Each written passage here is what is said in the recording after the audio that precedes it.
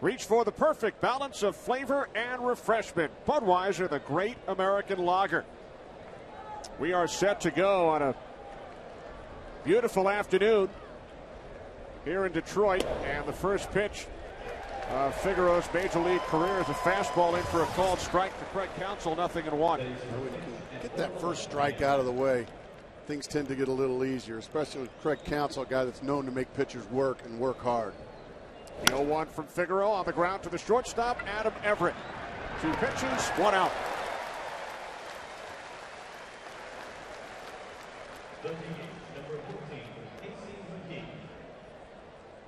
A look at the Tigers defensively. Kelly, Granderson, and Anderson from left to right of the outfield. Cabrera at first, Polanco at second, Everett, the shortstop, Inge at third, Gerald Laird behind the plate. The battery of Figaro and Laird.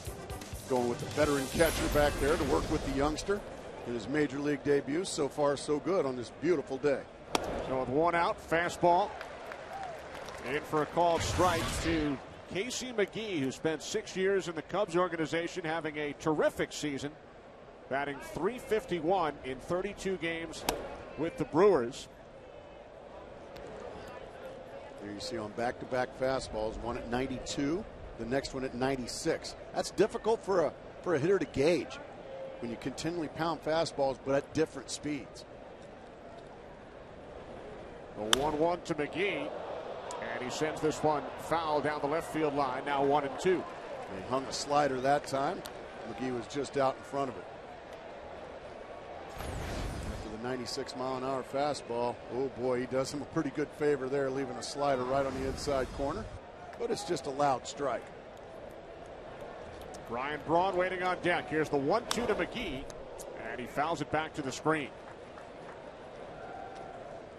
Well, he has been a strike thrower, hasn't he? Just pounding the strike zone here early.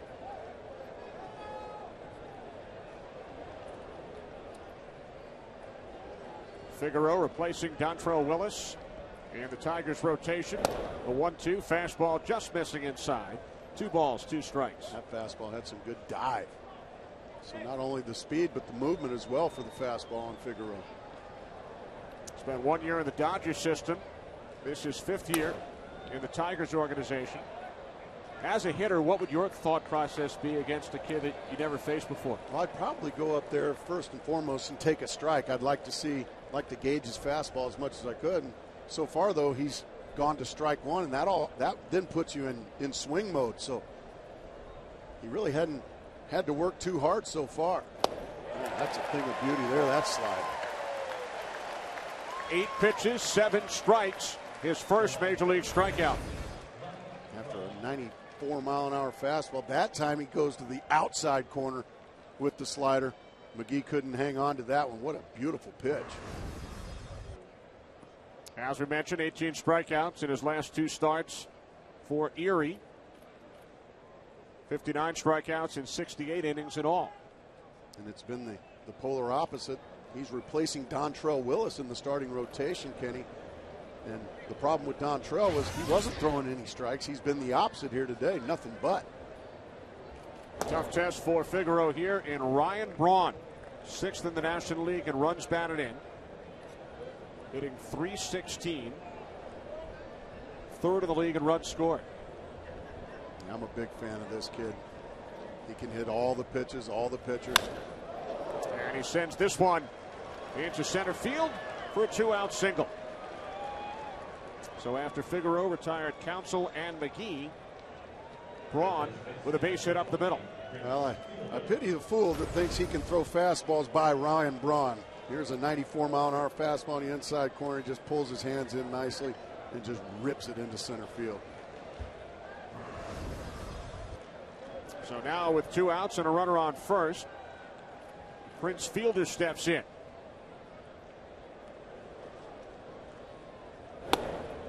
Fastball in for a called strike. No back down at all from big Prince Fielder, the major league leader in RBIs, 67 RBIs. Goodness. Another 3-run homer here last night. His 17th of the season, the 0-1. And Fielder with a base hit into left center. Braun on his way to third. Fielder with a wide turn. No throw as he slides back in. So back-to-back singles for Braun and Fielder. Brewers with runners on the corners. Oh, what a beautiful piece of hitting. A fastball away. Prince nails it into left center. A great job by Curtis Granderson cutting that ball off and getting it back in time to keep Ryan Braun at third base. And also Prince Fielder having to backtrack back to first base. Prince is thinking double. Whoa, that's a pretty good throw in there. I better get back.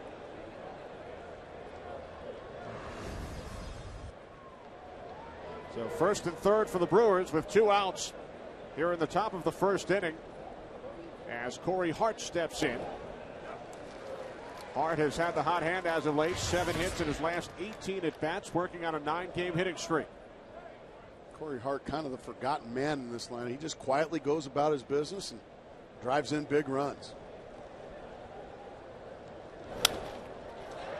Fly ball right field. Anderson called off by the second baseman Polanco. So Braun and Fielder are stranded as Figaro makes it through his first inning unscathed.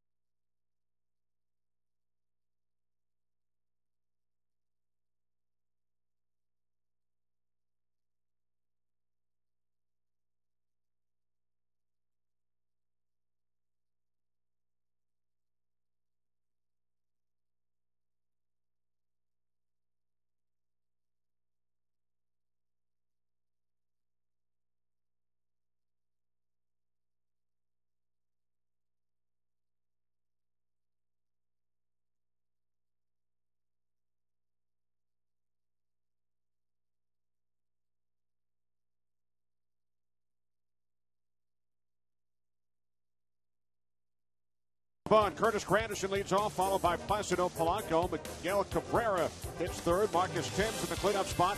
Then Don Kelly, Brandon Inge, Josh Anderson, Gerald Laird, and Adam Everett will bat ninth. 29-year-old right-hander Dave Bush on the mound for the Brewers this afternoon. Comes in with a record of 3-3, 1-1. The count on Curtis Granderson. Dave Bush working fast. Veteran right-hander. Been around a long time now.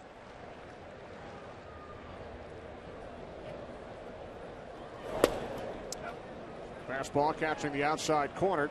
1-2. Bush has struggled as of late. Here is his sprint pitcher profile. Well, he's going to compete. He doesn't back down from anybody. Even though he's not overpowering, his fastball's in the mid to high 80s. He's not afraid to use it. His curveball, though, is his swing and miss pitch, Kenny. That's what he gets his strikeouts with, his good, big curveball. Bush won his first 3 decisions this season, but has lost his last 3. Off-speed pitch missing inside. 2-2 on Curtis Granderson, who hit his 17th home run of the season last night. One of 4 Tiger home runs. Even though Curtis Granderson Not the biggest fella on the field. Boy, he can hit the ball a long ways. The 2-2. Nice backhanded stop by Counsell. And he throws out the speedy Granderson for out number 1.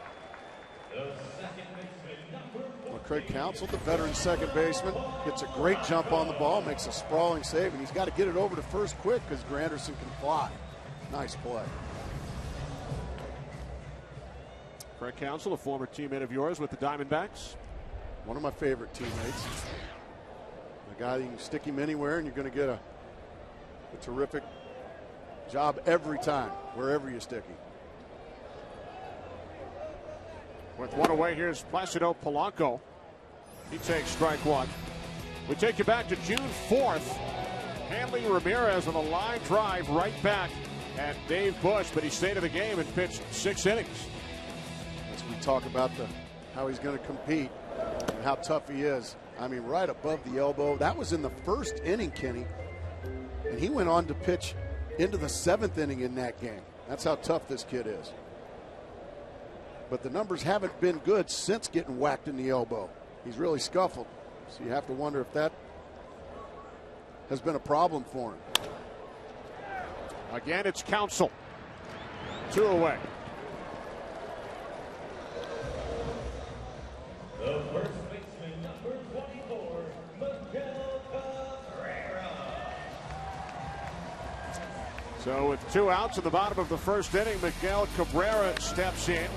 Last night in the 3rd inning, the first of 2 home run or non-home run calls that were reviewed by the umpires, and both initial calls were overturned. So Cabrera with his 13th home run of the season. First time in Major League history, and of course the replay rule introduced late last season, in which 2 calls were overturned in the same game. In the same game. On the ground to the left side, it's the shortstop J.J. Hardy. A 1-2-3, 11 pitch first inning for Dave Bush here in Detroit.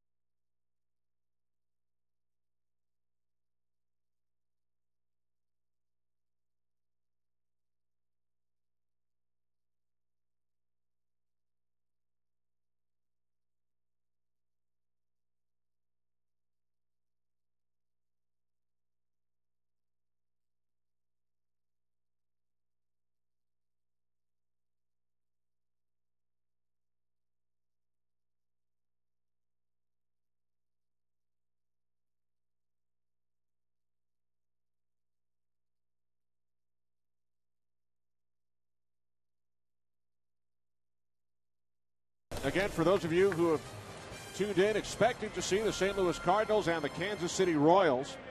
Rain in Kansas City, but they hope to start within the hour, and when they do, we will send you there. Meanwhile, it is beautiful here in Motown. A lot of rain here last night, but you can't have a better day for baseball today. Matt Gamble leads off here in the second against Alfredo Figaro. Takes a called strike. Last night, 2 rain delays. The first lasted over 2 hours. They resumed play, and the game was finally called. A rain-shortened 10-4 victory for the Tigers as Gamble leads off the second inning with a base hit. It's just a fastball up in the zone. Figaro's going to have to learn to get the ball down up here. You pitch around the belt at this level, that's going to be the result a lot of times. A bullet right back through the box. Well, that's a nice piece of hitting by Gamble.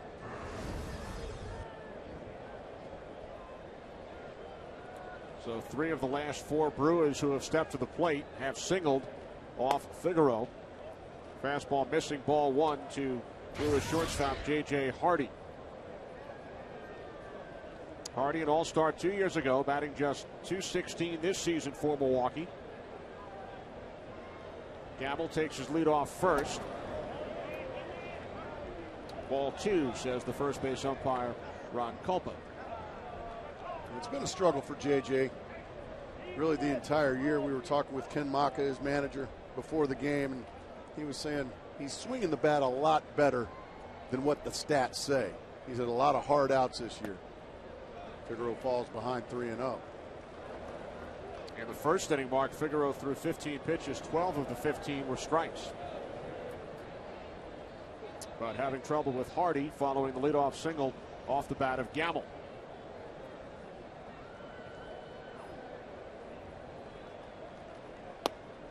Fastball right down the middle. 3-1 with Jody Garrett waiting on deck. Darryl Laird, his veteran catcher, just gave him a gentle reminder. Stay right here with me. Usually they'll tell you, you know what? Just find my chest protector and throw it right to my chest protector. Fastball missing high and tight. So Hardy heads down to first. Brewers have first and second with nobody out. Last pitch runs up and in. Hardy able to lay off of it, and now Figaro in his first major league jam.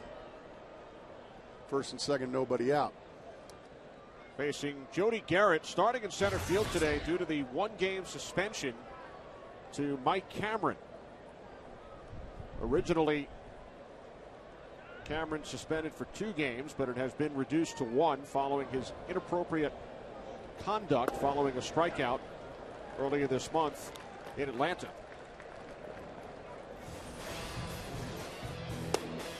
He gets called out, and he was not happy with Marvin Hudson, the home plate umpire. Do you see a bump here? They're going nose to nose. That's a pretty good Donnybrook there. He got 1 game for that. Boys will be boys, Kenny. So Cameron sitting out today's game. Mike Cameron, one of the real good guys of this game too. Nothing wrong with a little beef once in a while. Something I'm sure you know a thing or two about. Jody Garrett acquired by the Brewers last month from the Padres in exchange for Tony Gwynn Jr., who went home to San Diego. Tony Gwynn Jr. going back to where his father is the head coach at San Diego State University.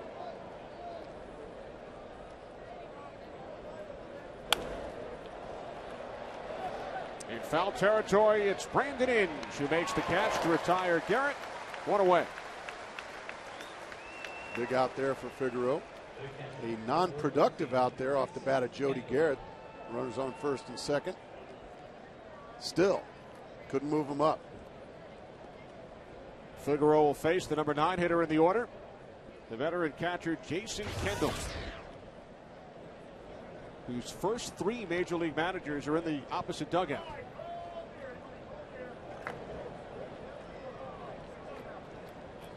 They are Jim Leland, Gene Lamont, and Lloyd McClendon. Lloyd McClendon, the hitting coach. There they are. There's a former teammate of mine, Lloyd McClendon. He could hit. And Jason now playing for Ken Maka, whom he played for previously in Oakland. 1-1 on Kendall. Sure. There's Ken. Jason probably not sure who to listen to. First and second, 1 out. Well, 1-2. That's just gas right by Jason Kendall. I mean, just right down Broadway and right by Jason Kendall. That was a good fastball.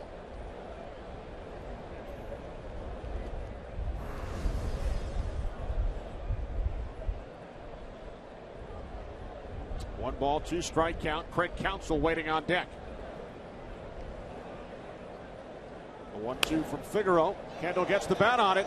Racing over in foul territory is Cabrera. And he makes a diving attempt, but could not make the play. Cabrera thought he had it, but he came up a little bit short. It's just a little pop. He goes into a slide and he thinks he's got it. He looks in his glove. Doggone it. Nice effort, though. Kendall remains alive. Gamble the runner on second. Hardy takes his lead off first. Top of the second inning in Detroit with no score. Kendall steps out.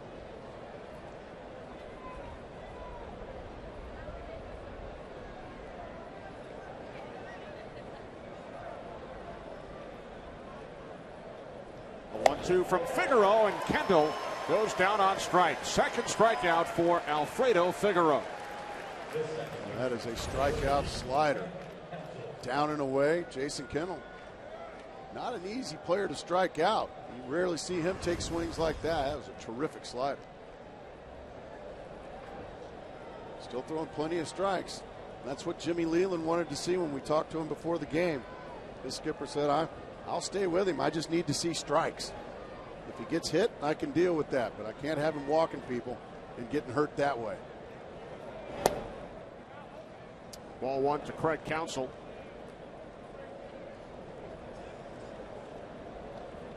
Counsell grounded out to the shortstop Everett. His first time up.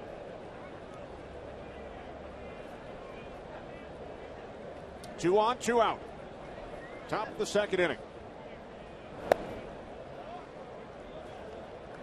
Leland said the Tigers received great reports on Figaro from the minor league executives and managers and coaches. He said he will most likely be here for more than just this one start. Oh, yeah. He's in the rotation. He's in the rotation until he pitches his way out of it. But when you've got the stuff that Figaro has, I got to believe Jim Leland might be able to hang his hat on this kid for a while.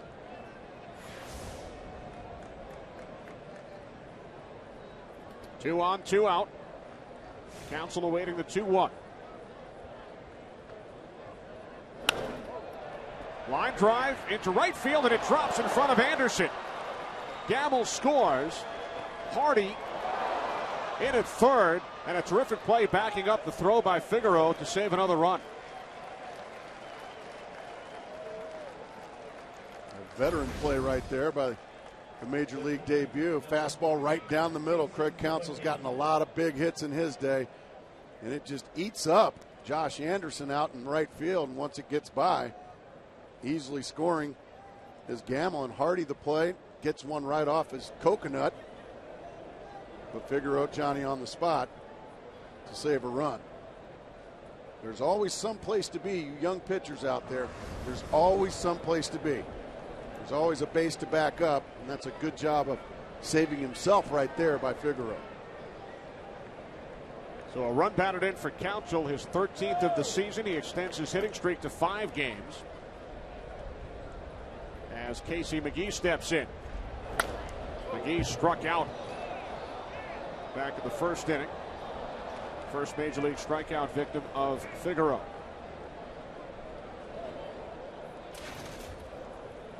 Figaro here in the second inning has allowed 2 base hits and has walked a batter.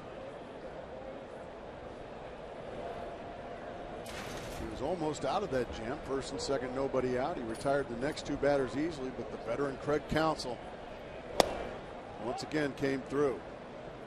Fastball missing low, 1-1.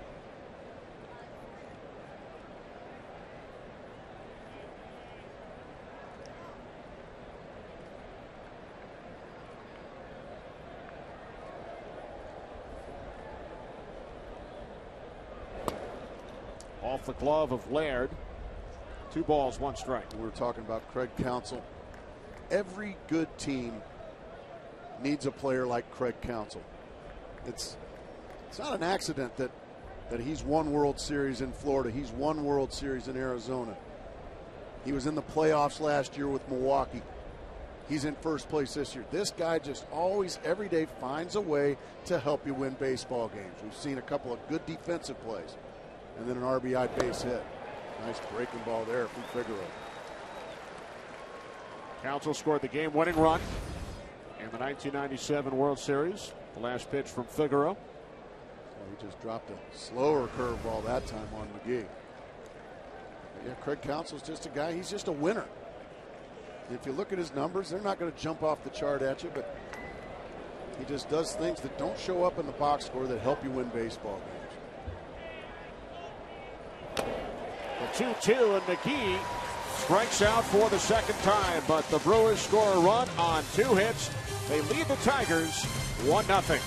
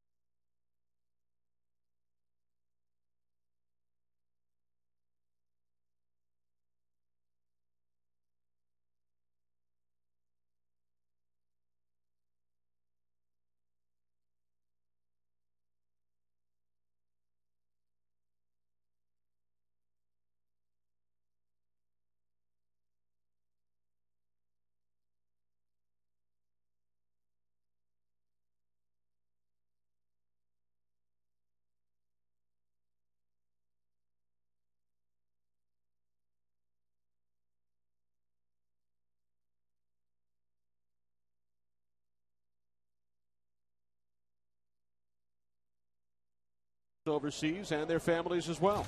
We thank them every day for their service. 1-0 Brewers, bottom of the second inning. Marcus Thames, 2 home runs last night, his 4th and 5th of the season, and a base hit into left field. So the Tigers have their first base runner of the afternoon after Bush retired Detroit in order in the first. He picked out a fastball and just clobbered it past Matt Gamble at third base.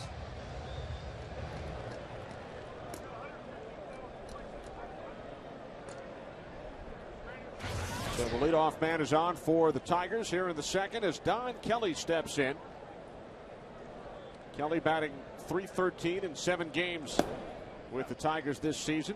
5 hits and 16 at bats. Spent last year in the Diamondbacks organization.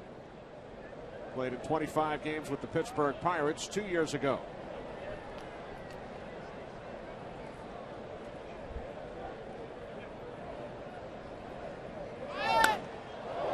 Driven foul, 0-2. Jim Leland played a little hit and run there. Marcus Timms on the move. Kelly got a fastball in, but yanked it foul. Jim Leland, who signed a 2-year contract extension. Yeah, congratulations to Jim Leland. One of the best ever. So he is now signed to manage the Tigers through the 2011 season. Signed that extension yesterday morning. Not many better than that guy.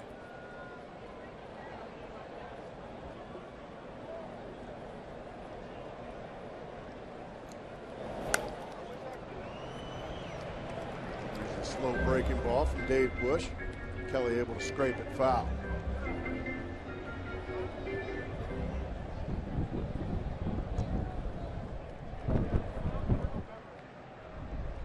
Dave Bush in his 6th major league season, 2 years with the Blue Jays, his 4th season in Milwaukee.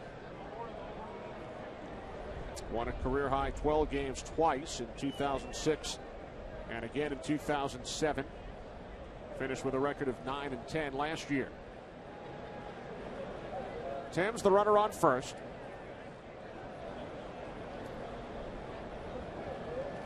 The 0-2 to Kelly, fastball missing inside. 1-2. Dave Bush thought he might have got that inside corner, but Mike DeMuro, the home plate umpire, thought otherwise. Ron Culpa working down at first base. The crew chief Dale Scott at second. Jerry Meals is the third base umpire. 1-2. Bush missing away. Now 2-2.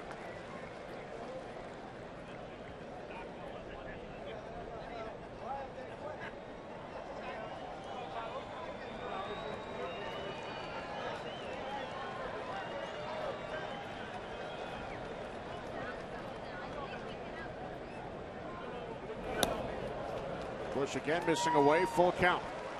Kelly putting a good at bat on Dave Bush. He was 0-2. He's fought himself back to a 3-2 count. And the Tiger fans starting to make a little noise. Great crowd here today. They like the first place Tigers here. 2-game lead on the Twins. Timms goes, and Kelly fouls it off. Still reeling a bit from the Red Wings here in Detroit. Around the hotel, still some disappointed people. You being a hockey guy, did you think Pittsburgh was going to win the Stanley Cup? I actually thought they would going into the series, but once the Red Wings took a 2-0 lead, I thought otherwise. Kelly into the left field corner. It's a fair ball. Timms holds at third. A stand-up double for Kelly.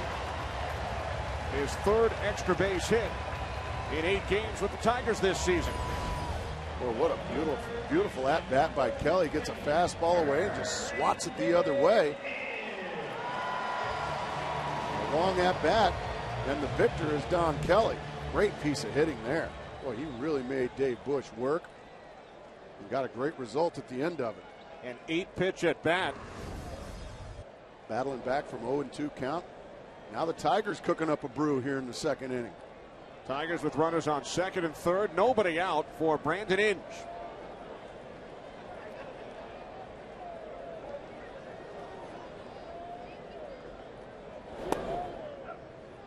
What a good curveball there to start Inge. 0-1. Inge 1 for 3 in last night's game. He leads the Tigers in runs batted in with 43.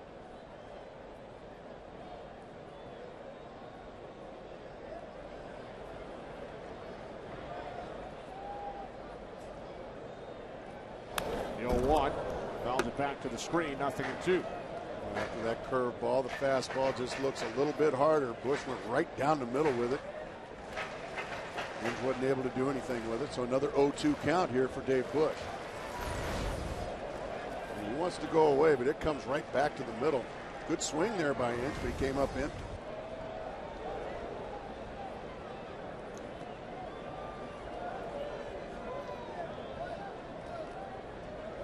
The 0-2 from Bush, and Inge drives it down the left field line, foul.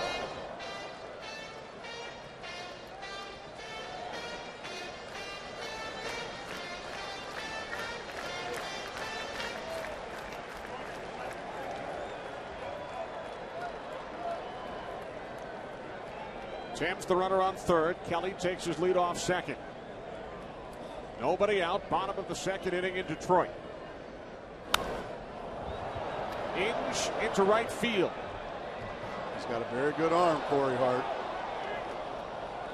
Timms knows that and holds at third.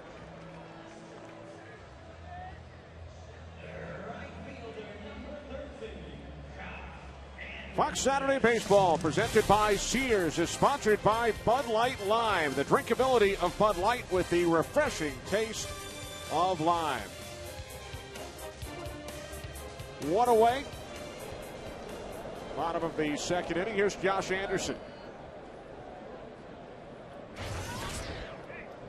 Anderson starting in right field once again today. Jim Leland electing to give Maglio Ordonez a bit of a break this weekend.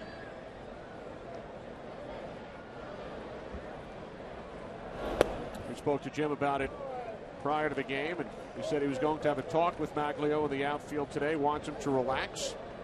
He took regular batting practice today.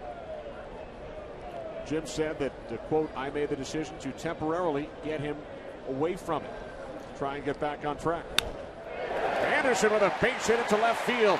Tim scores. Rounding third is Kelly. The throw to the plate from Braun is off the mark. The Tigers take a 2-1 lead.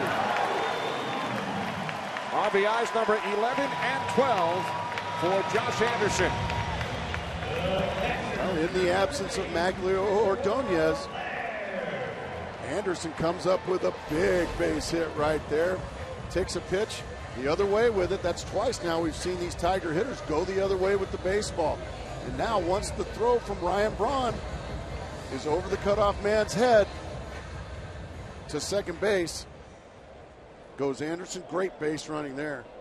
So the Tigers bounce right back. He was watching the play. Okay, I'm going to go. And once it gets over the cutoff man's head, he easily gets to second base. That's good base running there by the youngster.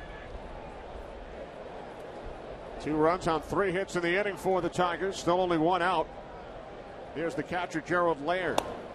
First pitch, low and away, ball 1. But getting back to Maglio Ordonez, yeah, he's going to get some time off. And Jim Leland is, he really cares about his players. And Maglio is struggling. He's a great player, but he's struggling. And Jim Leland, you know what? I'm going to get you away from the game for a little while.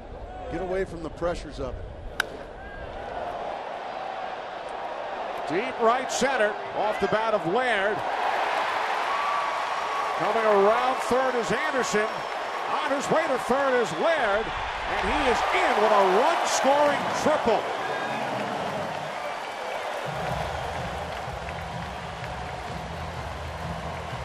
Who said catchers couldn't run, Kenny? Gerald Laird flying around the bases on that deep triple to right center. Fastball middle. Laird crushes it. It's a long ways here at Comerica Park to right center field. And once it's off the wall, Laird thinking triple the whole way. Counsell makes the throw to third, but watch this big old catcher running. All right, come on, Gerald. Come on, Gerald. Now he finds that extra gear. Most catchers don't have that extra gear.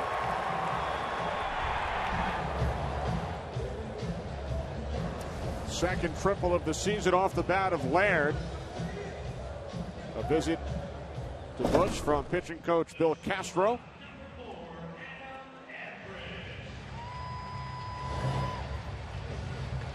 So the Tigers with 2 singles, a double, and a triple here in the bottom of the second inning. Bush getting in trouble, making mistakes with his fastball, and every mistake he makes, these Tigers are jumping all over it. Ken Maka's going to bring his infield in, try to keep that runner at third. Adam Everett at the plate. Squeeze, and a diving catch is made by Bush. And the Brewers turn the double play. Wow. What a great play by Dave Bush, helping himself out. The bunt popped up, the diving effort there. Show the umpire and get the double play.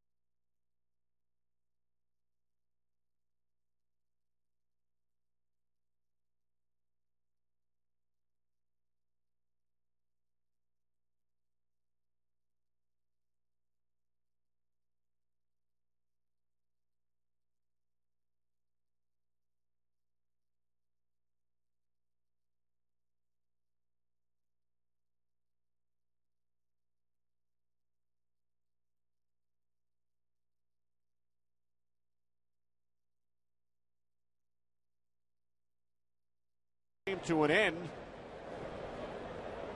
as the Brewers turn two. The attempted suicide squeeze bunt by Everett. The diving catch made by the pitcher Bush. And then the throw to third for the third out of the inning.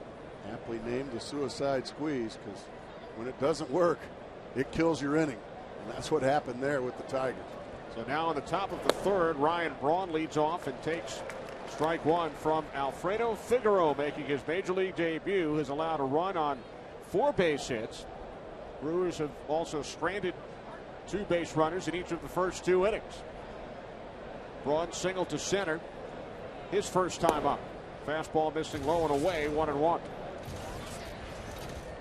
it's always imperative for a pitcher, whether you're making your major league debut like Figaro or a seasoned veteran. Anytime your team goes out and has a big inning, puts up 3 runs on the board, it's so imperative. Come back out, throw a 0 on the board.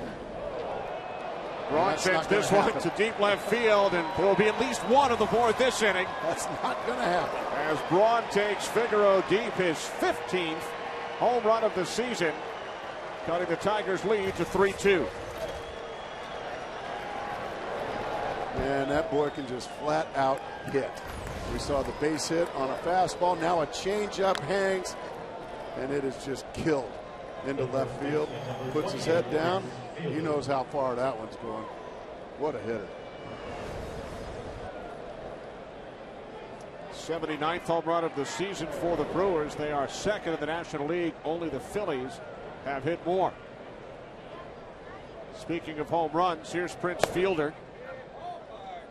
His father Cecil hit 245 as a member of the Detroit Tigers, 5th in club history. Prince went deep last night. His 2nd career home run against Detroit.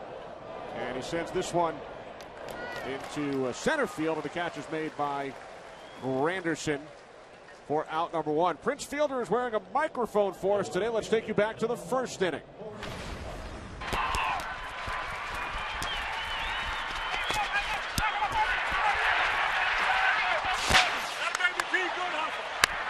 Nice.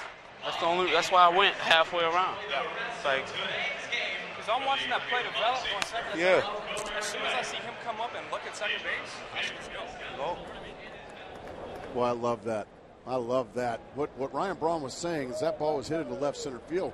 Once he's saying, as I'm watching that play develop, going from second to third, once he sees Granderson come in and throw it straight to second base, I should just keep going. I love the fact the 2 stars of that team getting together, trying to figure out how to get better. Ryan Braun saying next time that happens, I'm just going to keep going instead of stopping at third. You can see the ball into center field. He's watching the play develop. Watch him take another peek back. Okay, and when he sees it's going into second base, he says he should just keep going. And Braun wound up stranded on third when Corey Hart, who is at the plate right now, popped out to second for the final out of the inning. Exactly. And I love the fact that even though these guys are terrific baseball players, they're getting together, talking about things. How can we get better? That's just good stuff. That's why this team is in first place. The 2-2, fastball missing away. Full count. And you look at the numbers, Braun and Fielder have combined now for 116 runs batted in, most by any 2 teammates in all of Major League Baseball. Payoff pitch to Hart, and Hart delivers a base hit into center field.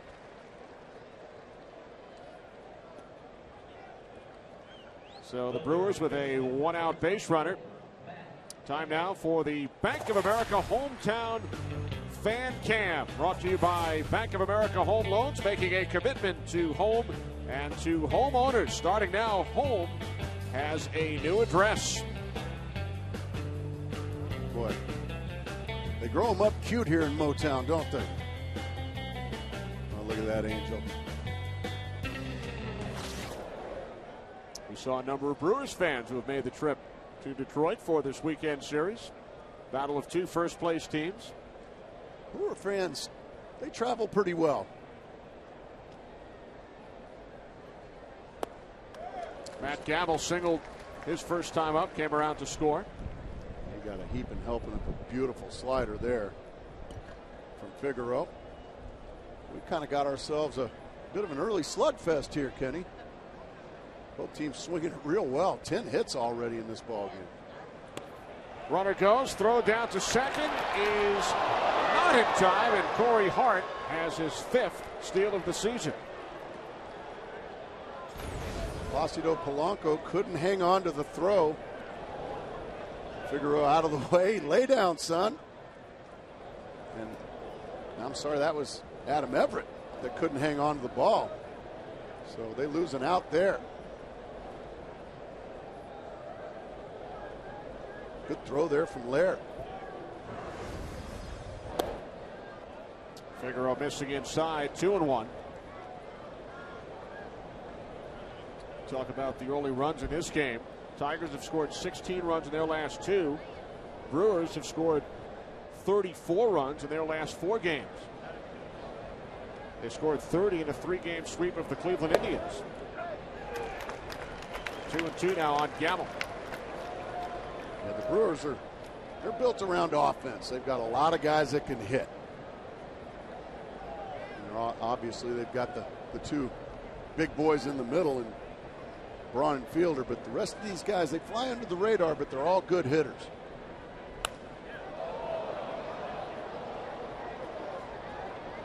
That breaking ball hammered, but way foul. Brewers 4th in the league in runs scored, 2nd in home runs. Made the postseason as the wild card last year. Lost to the Phillies in the NLDS. Fastball missing inside, and the count is full to Matt Gamble with J.J. Hardy waiting on deck. Tigers with a 3-2 lead. Top of the third inning, Figaro has already thrown 57 pitches. Payoff pitch to Gamble, just missing away. Second walk issued this afternoon by Figaro. Brewers have runners on first and second. Well, next week, it's another exciting week of interleague action as the Red Sox head to Atlanta to take on the Braves. Some of you will see the Angels and the Diamondbacks, or the Cubs and the White Sox in a Windy City showdown. Fox Saturday Baseball, presented by Sears, returns next week at 4 Eastern, 1 Pacific on Fox. Check local listings for the game and start time in your area. Rick Knapp, Tigers pitching coach, out for a visit. And next week, that is a World Series in the city of Chicago. Cubs and Sox. That is a huge series. I played in quite a few of those, and when it moves over to the south side of town, White Sox fans, they don't really like the Chicago Cubs very much. I got more stuff thrown at me on the south side of Chicago than any other place. I've worked games in both ballparks involving the White Sox and Cubs.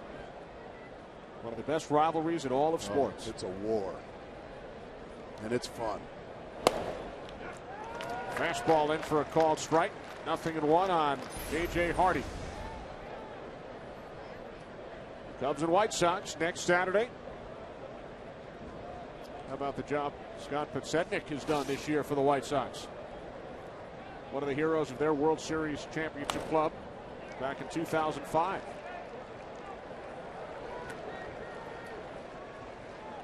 Those are fun games. You and I are going to be on the west side of the nation. Boy, the Angels starting to play very well again. Mike Scioscia's got his team healthy, and they're making noise along with the Texas Rangers in the west. Angels have won 7 straight.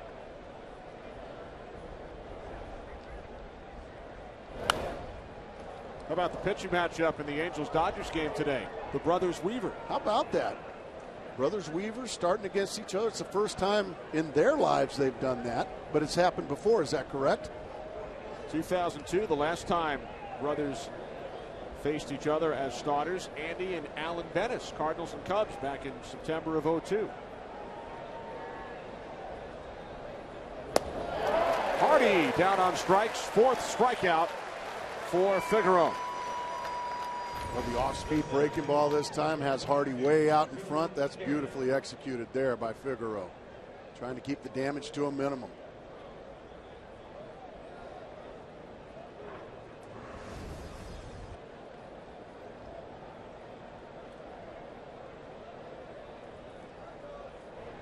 So with 2 away, here's Jody Garrett. First and second for the Brewers. Foul back to the screen, 0-1. Mark, brothers have faced each other only 20 times in Major League history. You want to be a catcher, Kenny? Ooh, bang. Wow. Knocking the mask right off Gerald Laird. Take a listen.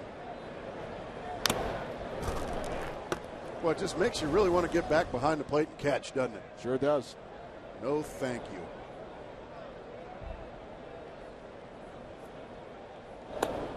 Fastball missing inside, 1-1. You were talking about brothers facing each other? Well, Joe and Phil Niekro faced each other 9 times during their careers.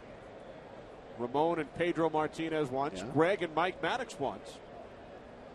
In 88 and 86 as well. So the Maddox brothers faced each other twice. Jim Perry and Gaylord Perry. Pat and Tom Underwood. Jesse and Virgil Barnes faced each other 5 times back in the 20s. Oh. The proud parents of Jesse and Virgil. Well, they had to be on the edge of their seats. So the Weavers will be the 9th set of brothers to face each other. I think that's cool. In today's Dodgers-Angels game. Garrett pops it up to the left side of the infield. The catch is made by Inge. So the Brewers score a run on Braun's 15th home run of the season, but for the third straight inning, they leave 2 on the base paths.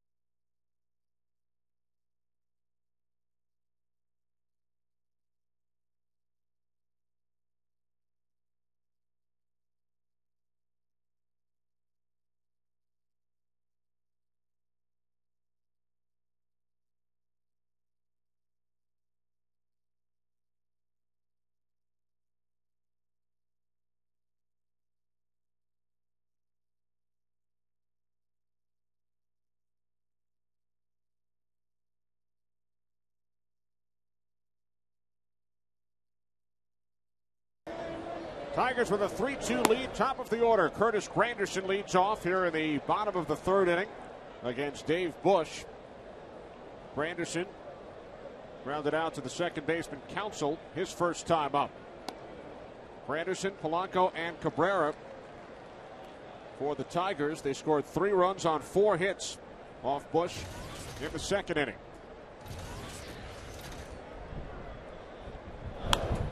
Two and one.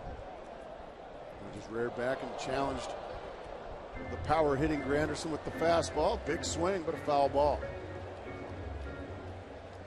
Granderson 17 home runs. He had 22 all of last season. The Chicago native. Off speed pitch, missing low and inside. Ball 3, 3-1.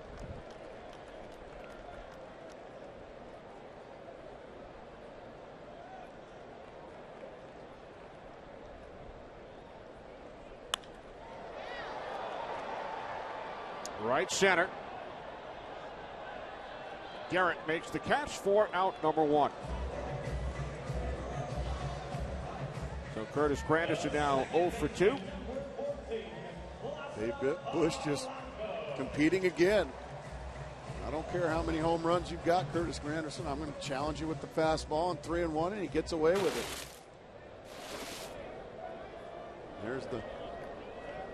There's the challenge, and he gets away with it.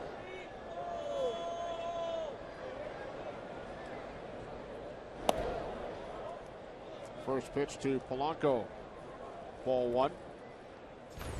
Prince fielder. Too high? Too high. Too high.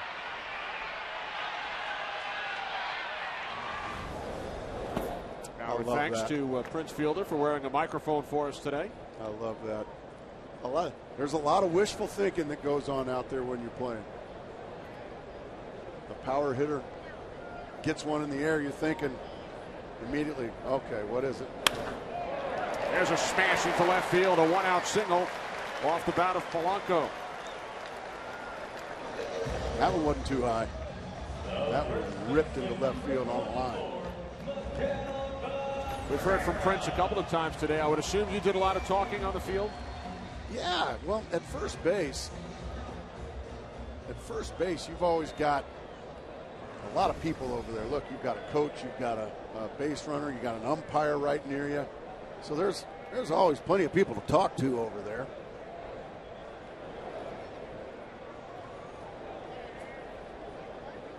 Miguel Cabrera grounded out to short his first time up. When the games became more important down the stretch or in the postseason, was there less chatter? Significantly less, yes. Once you get into like playoff baseball, or if you're down the stretch and your magic number's around 5, something like that, yeah, it's it's always all business, but it's even more so when it gets down to crunch time. Cabrera throws this one to deep left field. It is out of here. Home run number 14 off the bat of Miguel Cabrera, extending the Tigers' lead to 5-2. Dave Bush got in trouble with the fastball again. Every hard hit ball has been off the fastball from Dave Bush. That ball was clobbered. Here's the all-star fastball, middle in. Pulls his hands in nicely and just destroys it to left field. Man, that is a long, long ways to hit a baseball. Here's Marcus Thames, who hit 2 long balls last night. Mark, that is the 18th home run allowed by Dave Bush. Most in the major leagues by any pitcher this season. Well, we talk about how he competes. Sometimes you can compete to a fault, Kenny, by continuing to challenge these power hitters. If you're falling behind them 2-0, 3-1 and challenging these power hitters, they're eventually going to get you. That's been the case today. Marcus Thames with a base hit into left field. So Thames is 2 for 2. Jim Leyland happy to have Thames back, and in the middle of that lineup, another fastball, Kenny, another fastball right down the middle. Bang! Out it goes. Dave Bush hadn't brought his A fastball to Detroit here this afternoon.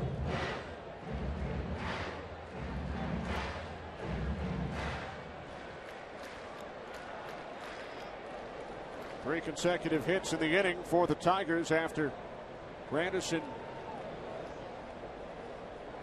fly to center, leading off the inning.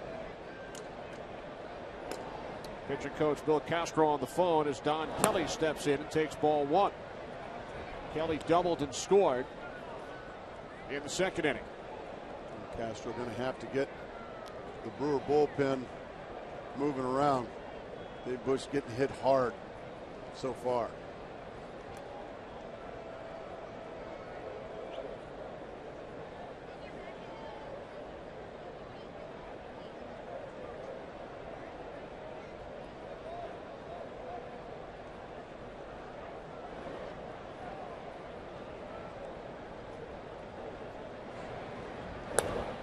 Two 2-0 to Kelly. This is what has gotten Dave Bush in trouble here this afternoon. A lot of 2-0 counts. Let's see if he stays with the fastball. If he stays stubborn with it, Seth McClung's getting loose.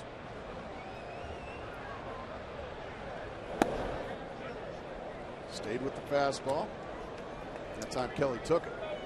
Bush in his last start Monday in Cleveland lasted only 3 1/3 innings.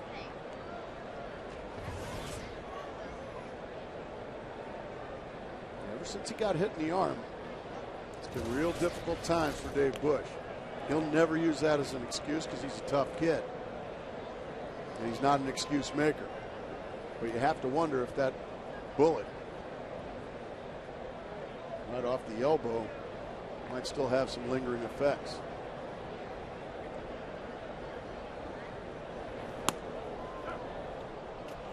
2-2 now on Kelly in that start in Cleveland on Monday. Bush tied a career high by allowing 8 runs. Left the game down 8-3. Brewers would come back to win it 14-12. Well, that's officially spitting the hook there.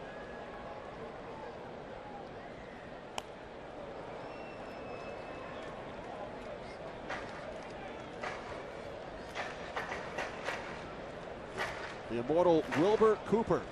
I know you were a big fan of Wilbur's, Mark, back in 1919. The only pitcher to lead baseball in home runs allowed and hit batsmen for an entire season. And Bush leads in both categories. 18 home runs allowed. He's hit 10 batters as Kelly drills this one foul into the stands in right field. Well, that kind of tells you that giving up a homer may make Dave Bush a little mad, so he might drill somebody after that. That's old school. 1919 was 11. Yeah, that's definitely old school. You have Wilbur Cooper posters on your wall as a youngster? I missed those. I don't think there was Wilbur Cooper posters ever made, but if there ever was one, I'd like to get one. We'll work on that for you. Full count. The immortal Wilbur Cooper. Tiger fans getting charged up again here. Seen a good show so far from the home team. Timms goes, payoff pitch. Kelly strikes out. And Timms is out at second. Overslid the bag. So for the second consecutive inning with the Tigers at the plate, the inning ends with a double play.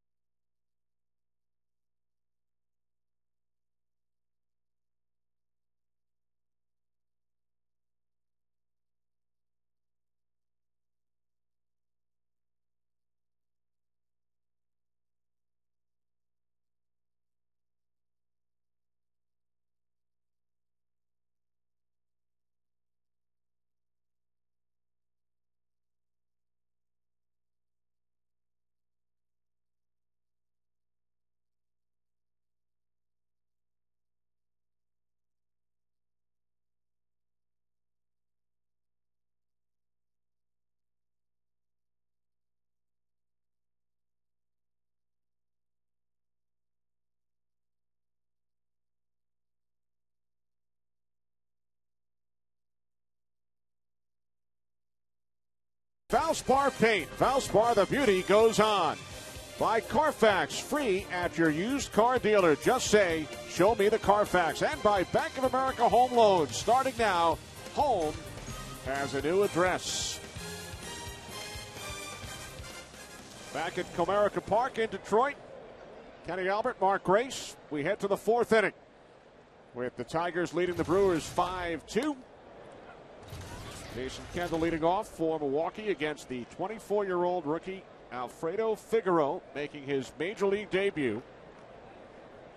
He's allowed 2 runs on 6 hits so far. And the Brewers, Mark, have stranded 2 base runners in each of the first 3 innings. The Brewers have had a boatload of base runners, but only 2 have crossed. Good slider there. Kendall having trouble with that slider. He struck out his first at bat on that good slider from Figaro. That time he baffled again by it. Figaro with 4 strikeouts over the first 3 innings.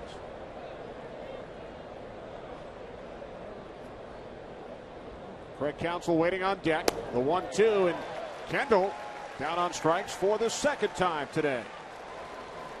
We spoke moments ago with the manager of the Detroit Tigers, Jim Leland, and asked Jim his thoughts on Figaro's performance so far today. Well, he's throwing strikes, but not command strikes. That's probably the difference so far. But I'm satisfied. He's throwing strikes today, and when I say that, he's got control, but not command. Well, your offense again today, putting on a good show. It's starting to come around offensively, isn't it? A little bit better. We got Marcus back in there, and he's a threat. So, that 2-run, 3-run homer at any point, that's real good stuff. So hopefully Marcus can keep it going. Thanks very much, Jim. Okay. Good luck, Skipper. Thank you. Quickly 2 away as Craig Counsell grounds out to the second baseman, Placido Polanco. This is what we were talking about the inning before Ryan Braun rudely interrupted me with that long home run. When your team goes out and puts up a good number on the board, it's so imperative to come back and keep the momentum in your dugout by having a crisp inning. So far, so good here for Figaro. Figaro, Mark, has thrown 15 of 19 first pitch strikes. Well, that's a way to stay in the big leagues, doing that. There's Casey McGee, who has struck out twice today. Coming into the game, McGee batting .462 here in the month of June.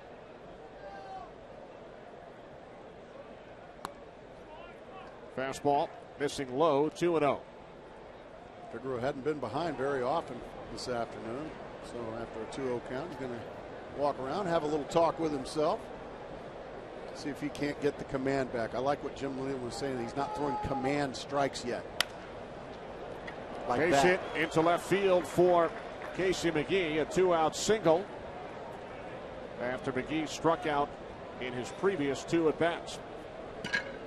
Well, baseball's biggest stars go head-to-head for one spectacular night in the summer's biggest event. And Fox will bring you every thrilling moment of the 2009 Baseball All-Star Game from St. Louis on Tuesday, July 14th. Coverage begins at 8 Eastern, 5 Pacific, only on Fox. Great city to have the All-Star Game, St. Louis, Missouri. That is a baseball town. Ryan Braun hopes to be there.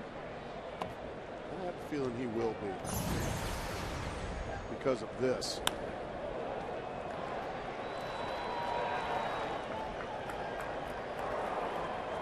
First home run allowed by Figaro in the major leagues. He's just always in control of his swing, even though he hits the ball so far. Under control, never over swinging. Braun's home run traveled 407 feet. How about the year Raul Ibanez is having? Unfortunately, went to the disabled list. Braun second in All-Star voting among National League outfielders, behind only Raul Ibanez of the Phillies.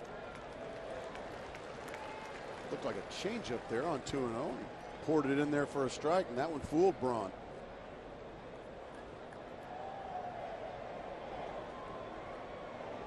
Braun 2 for 2 today. Singled in the first and a solo home run in the third inning. Tigers lead the Brewers 5-2. Braun sends this one into left, but it will stay in the ballpark. Catch is made by Kelly for the third out of the inning. Middle of the fourth, 5-2 Tigers.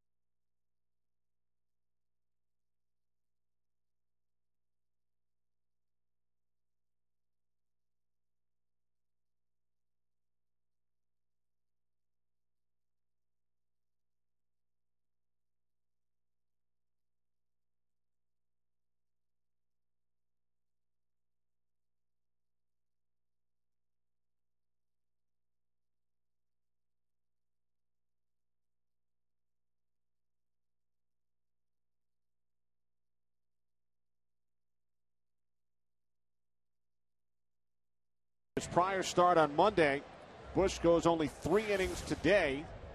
Replaced here in the 4th by 28-year-old right-hander Seth McClung. Time now for the Zantac relief pitcher profile. Heartburn, attack it. Zantac, a look at McClung's numbers this season. Yeah, Seth McClung's done a very good job since coming to the Brewers a couple of years ago. Hard thrower, big old boy. Look at the size of this rascal out there. Hard thrower and a slider as well. So unfortunately, Dave Bush had an even shorter outing here in Detroit, only 3 innings. Brandon Inge fly to right his first time up. Line drive right into the glove of the third baseman Matt Gamble for out number 1.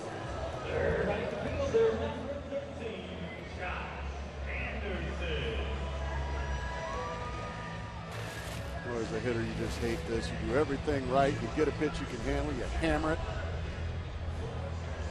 One of those infielders sticks a paw up and robs you of a base hit.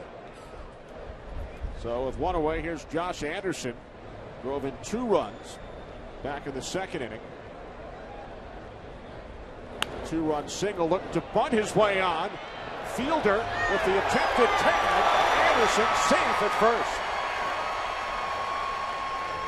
That's such an exciting play. That is a great bunt there by Anderson. He decides to take it with him. McClung, a big guy. He's going to have trouble beating Anderson to first. So Prince Fielder trying to make the play, not a chance. Oh, what a great play there by the youngster Anderson. Anderson, a terrific athlete, led all of minor league baseball 5 years ago in stolen bases, and he once won a slam dunk contest in high school. What a show off. I would imagine he's got the green light here with the right-hander McClung. You're talking about athletic ability. Well, he is flying.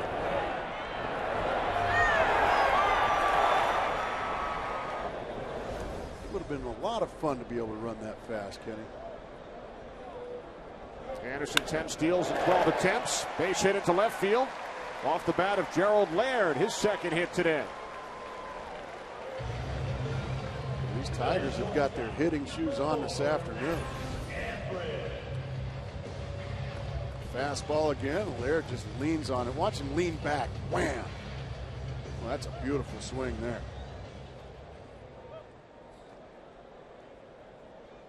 Seth McClung saying, man, I know how Dave Bush feels now. Now remember, the last 2 innings have ended with unconventional double plays. Runners on first and second, 1 out. Yeah, failed suicide squeeze attempt, and then a strike him out, throw him out. So while the Brewers have stranded 7 base runners today, thanks in large part to those 2 double plays, the Tigers have not left anybody on base.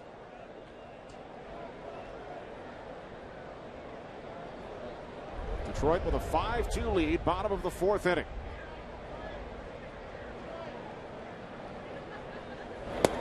Adam Everett at the plate. It was Everett who attempted the suicide squeeze. Bunted. Back in the 2nd inning, the diving catch was made by Dave Bush, and he threw to third because Laird had already taken off down the line. Let's take a look at it. The great play by Dave Bush. And that's the double play. Now Everett swinging away, fouls it off to the right side. Count now 2-1. Tigers won last night's game 10-4. A rain-shortened 7-inning affair.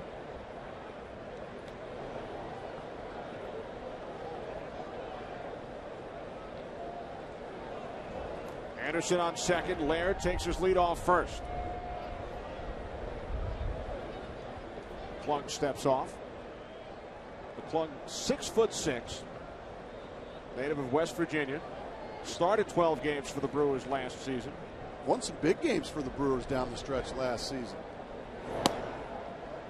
Didn't get the call there. Thought he had strike 2. Instead, it's a 3-1 count. Just a big old corn-fed boy from West Virginia. Big Seth McClung. He's going to need to throw a good pitch here on 3-1. Everett swings. Fly ball right field. Corey Hart is under it. Runner's home. McClung did come up with a good pitch. He beat Everett with a 3-1 fastball. Just got an easy fly ball to right field for out number 2. Stellar afternoon here in Motown. Good crowd today. 2 first place teams. Tigers with a 2-game lead in the American League Central on the Twins. All 5 teams in the division within 8 games of one another.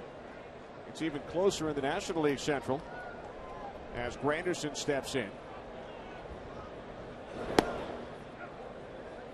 Good breaking ball there to start Granderson. Brewers in first place. Cardinals a half game back. 6 teams all within 6 games of each other in the NL Central. Cubs, the Reds are much improved this year. Pirates and Astros only 6 out. Get a meeting on the mound here. Curtis Granderson 0 for 2. Grew up in Chicago. Both of his parents are teachers. Curtis, a big Bears fan. His best Christmas gift, Mark, a Walter Payton jersey. I was fortunate enough to meet Sweetness. Rest his soul. What a wonderful man. I can't imagine a better Christmas gift than that. Oh, he was fun to watch, wasn't he, Ooh. Walter Payton? Granderson spent many a Sunday afternoon watching Payton and the Bears.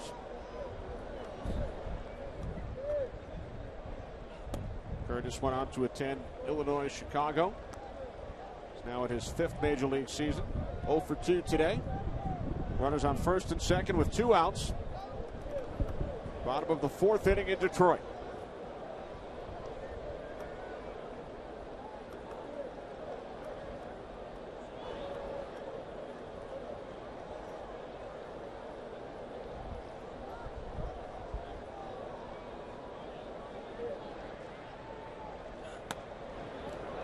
Long missing away, 2-1. Trying to shave that outside corner with that running fastball. Granderson able to lay off of it. It's a tough pitch to lay off, that late moving fastball. But Granderson now has the upper hand, 2-1.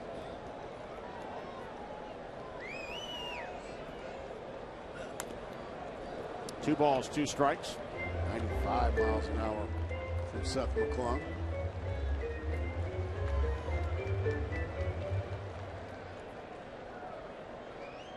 McClung on in relief of Dave Bush here in the 4th inning. Bush lasting only 3 innings, allowed 5 runs on 7 hits.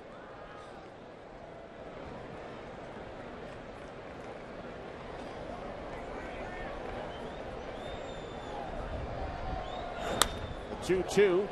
Ground ball to the first baseman fielder. He takes it to the bag and will get ready to lead off for the Brewers in the top of the 5th inning when we return to Detroit.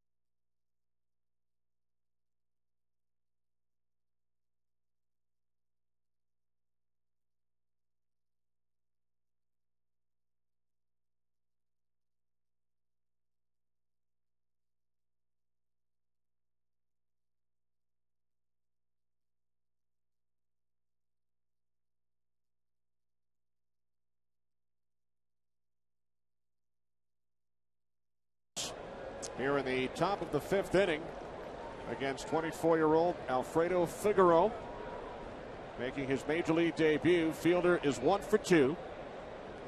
A single and a fly out to center field. Falls behind, 0-2. Back-to-back breaking balls to Big Prince Fielder. Back-to-back strikes.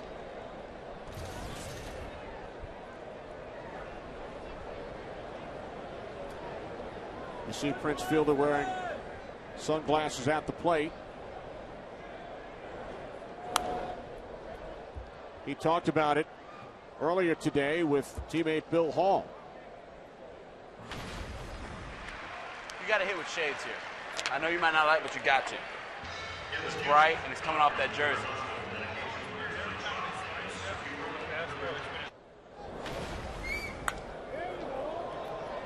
Left field, Kelly backpedaling. He makes the catch, so Prince, wearing shades, flies out to left field. I was never a big fan of wearing shades while I hit. Lots of guys do it. Ricky Henderson was one of the greatest of all time, and he hit with shades in day games. My problem with hitting with shades, Kenny, was because your chest is not pointed at the pitcher. Obviously, your shoulder is, and you have to look kind of sideways. And unfortunately, for me, I couldn't get past. I saw the nose bridge, and I couldn't get past that, so I couldn't hit with shades on.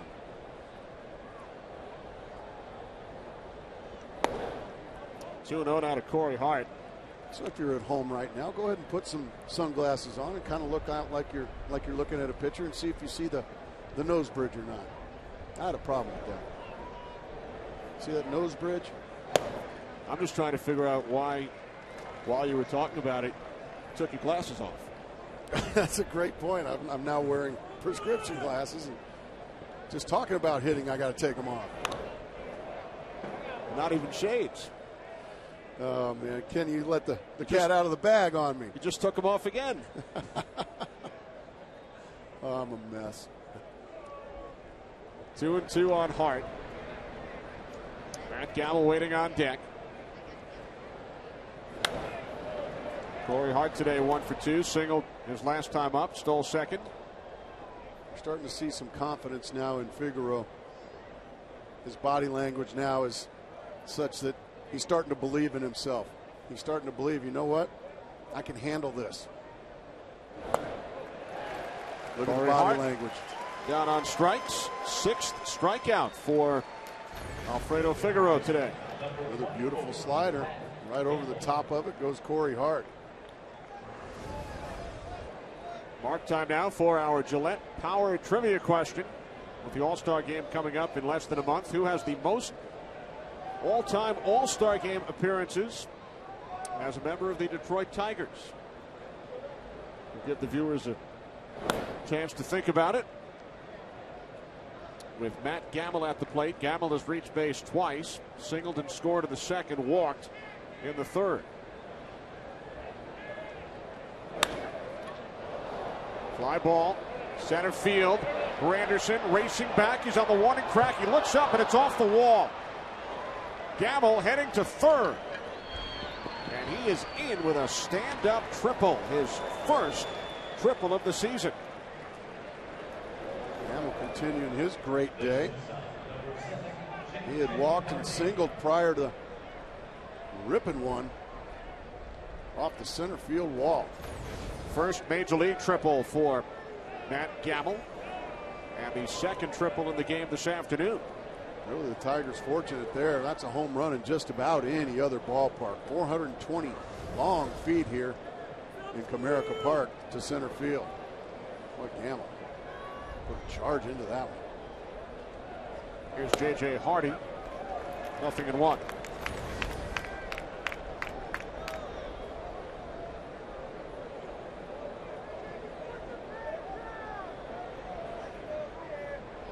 Figaro. That's pretty. Wow. Didn't know he could hit it that far. Mark, 8 hits for the Brewers today. 5 of the 8 have come with 2 outs. That's the thing.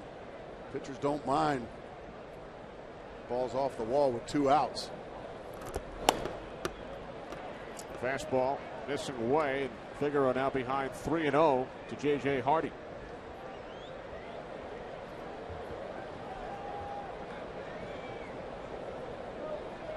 Figaro retired the first two Brewers in the inning, Fielder and Hart. Gamble with a triple off the wall in center field. And now J.J. Hardy ahead of the count 3-0.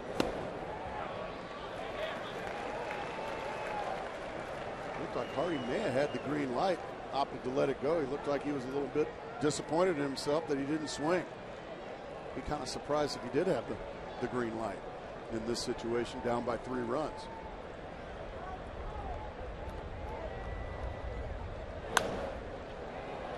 Hardy on a 3-1 fastball, so still plenty of life in that right arm of Figaro.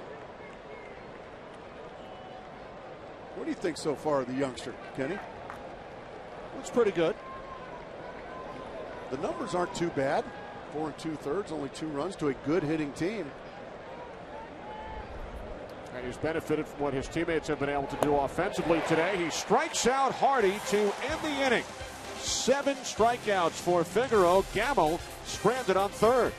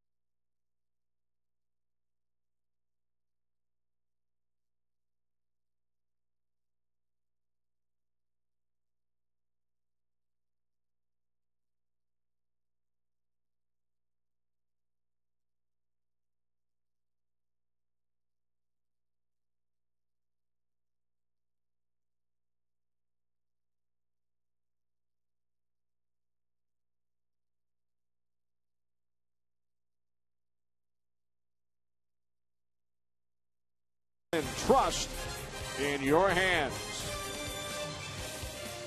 Detroit Tigers leading the Milwaukee Brewers 5-2 as we head to the bottom of the 5th inning. Mark, moments ago between innings, Jim Leyland chatting with starting pitcher Alfredo Figaro, who has gone 5 innings. He's allowed 2 runs on 8 hits and has struck out 7 Milwaukee Brewers. Usually when you see that from your manager, when you see some handshaking and whatnot, that usually means your afternoon is over. But a pretty doggone good afternoon for the youngster, wouldn't you say? Polanco sends this one to deep left field. It is out of here. Home run number 3 this season for Placido Polanco, extending the Tigers' lead to 6-2.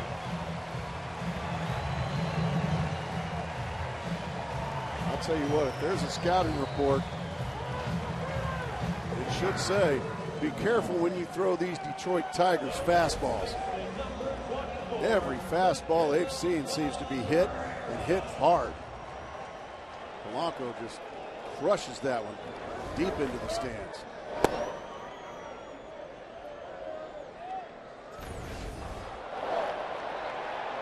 Tigers add to their lead. Figaro thrilled in the Detroit dugout, and now Cabrera with a smash into the left field corner. Extra bases for Miguel Cabrera, who hit a 2-run home run his last time up. Mark, today is the 6th anniversary of Cabrera's Major League debut. He was called up on June 20th, 2003 by the Florida Marlins. What did he do that night against Tampa Bay? He hit a 2-run walk-off home run at the bottom of the 11th inning. He's had an amazing run in those 6 years. Another fastball to a Detroit Tiger hitter and another rocket. I mean, they've got 11 hits already. There's nobody out here in the bottom of the 5th. 6 home runs in this series for the Tigers. They played only 7 innings last night. 4+ so far today. So 6 home runs the last 11+ innings for Detroit. Timms hit 2 last night. Cabrera and Granderson. Cabrera and Polanco have gone deep this afternoon.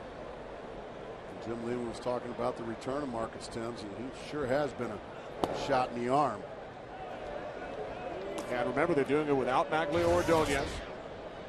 Given another day off today by Jim Leyland. Ordonez with only 2 home runs this season, only 11 extra base hits this season for Magglio. It seems impossible for a hitter of his caliber. And McClung trying to go to the slider now, the breaking stuff. And you see with the shades on, it's Magglio Ordonez. Jim Leyland told us in the assembled media, I hope Tuesday is the day when the Cubs come to town. That is the day that Jim Leyland hopes to insert Ordonez back into the Tigers lineup. And it's not punishment. It's he's trying to he cares about Ordonez the player. He cares about the person. He doesn't. Magglio Ordonez has come out and said he's embarrassed at the way things have gone this year. He's trying to protect Magglio. I had a manager, Don Zimmer, whom I still love to this day. He came up to me one time. I was in a funk. I was in about a 36, 37 at bat funk as that one's ripped to third on a bounce. Gamble across for the first out of the inning. But Don Zimmer came up to me. I was struggling, and the Cincinnati Reds were coming to town. And they had Danny Jackson winning 22 games that year. They had Jose Rijo. He came up to me and said, I'm giving you the entire series against the Reds off. I'm going to play Manny Trio out there.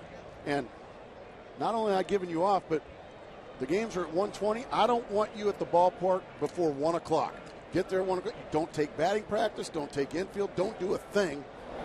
I don't want you even near the baseball field. Go have a good time, have lunch, and then come to the ballpark. And I don't care if the game goes 18 innings. You're not playing. And it helped me a lot. Just getting away from the game for a while.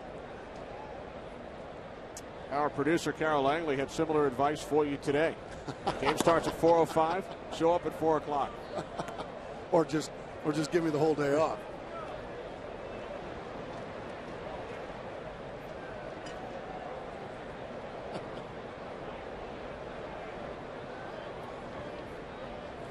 The 1-1 to Kelly.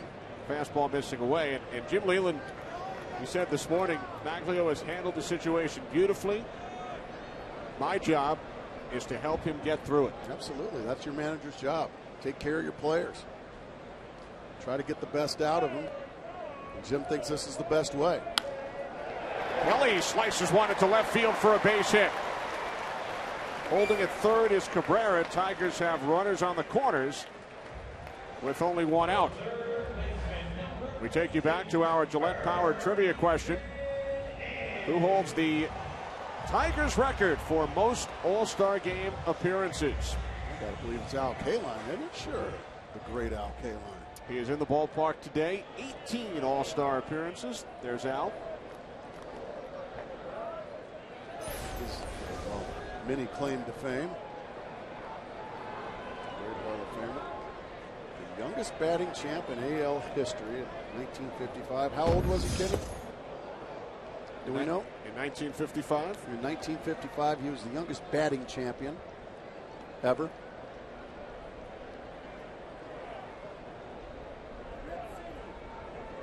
He was 18 years old. Wow. Can you imagine winning a batting crown? 18. Now the special assistant to the president of the Tigers. Tigers all-time leader with 399 home runs. The only player other than Ty Cobb to lead the franchise in any major career offensive category. Inge, center field. Garrett makes the catch.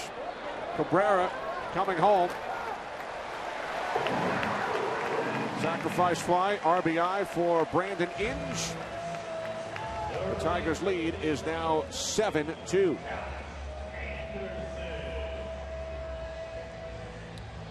Well, Major League Baseball and People Magazine are recognizing individuals who have made a difference in their community. Go to peopleallstars.com. Vote for your favorite everyday All-Star who could represent your club and be honored at the Baseball All-Star Game in St. Louis, July 14th on Fox. These are the three finalists representing the city of Milwaukee and the Brewers. As the first pitch to Anderson is in for a called strike. 0-1. And the finalists representing the Tigers, in fact, Kathleen Brooks of Sterling Heights, Michigan, threw out the first pitch prior to this afternoon's game. Fielder again unable to apply the tag on Anderson. Anderson with a bunt single his last time up, and now a chopper. And Fielder thought that he made contact with Anderson, but first base umpire Ron Culpa said no. Well, Ron Culpa's going to. The argument here is not whether he tagged him or not. It's whether Anderson was out of the baselines to avoid the tag, and I think they've got a good argument here. The tag was missed by Prince Fielder, but watch how far Anderson goes out of the baseline to avoid the tag. You can see you need to run in this lane right there. And as it goes further, he was quite a ways out of the baseline. So I think they've got a good argument, Ken Maka and the Brewers. Look just how far Anderson was out of the baseline.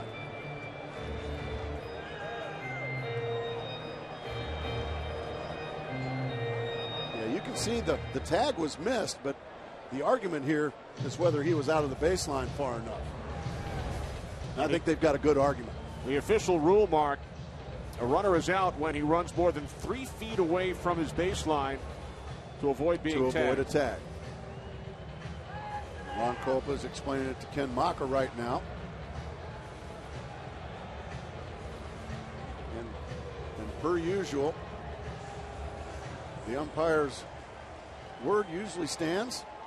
And Ken Maka is a frustrated manager right now. I think he has a good argument there.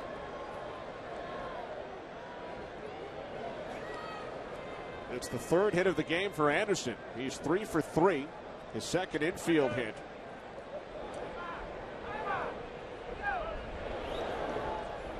And now Maka back out of the dugout will make a pitching change.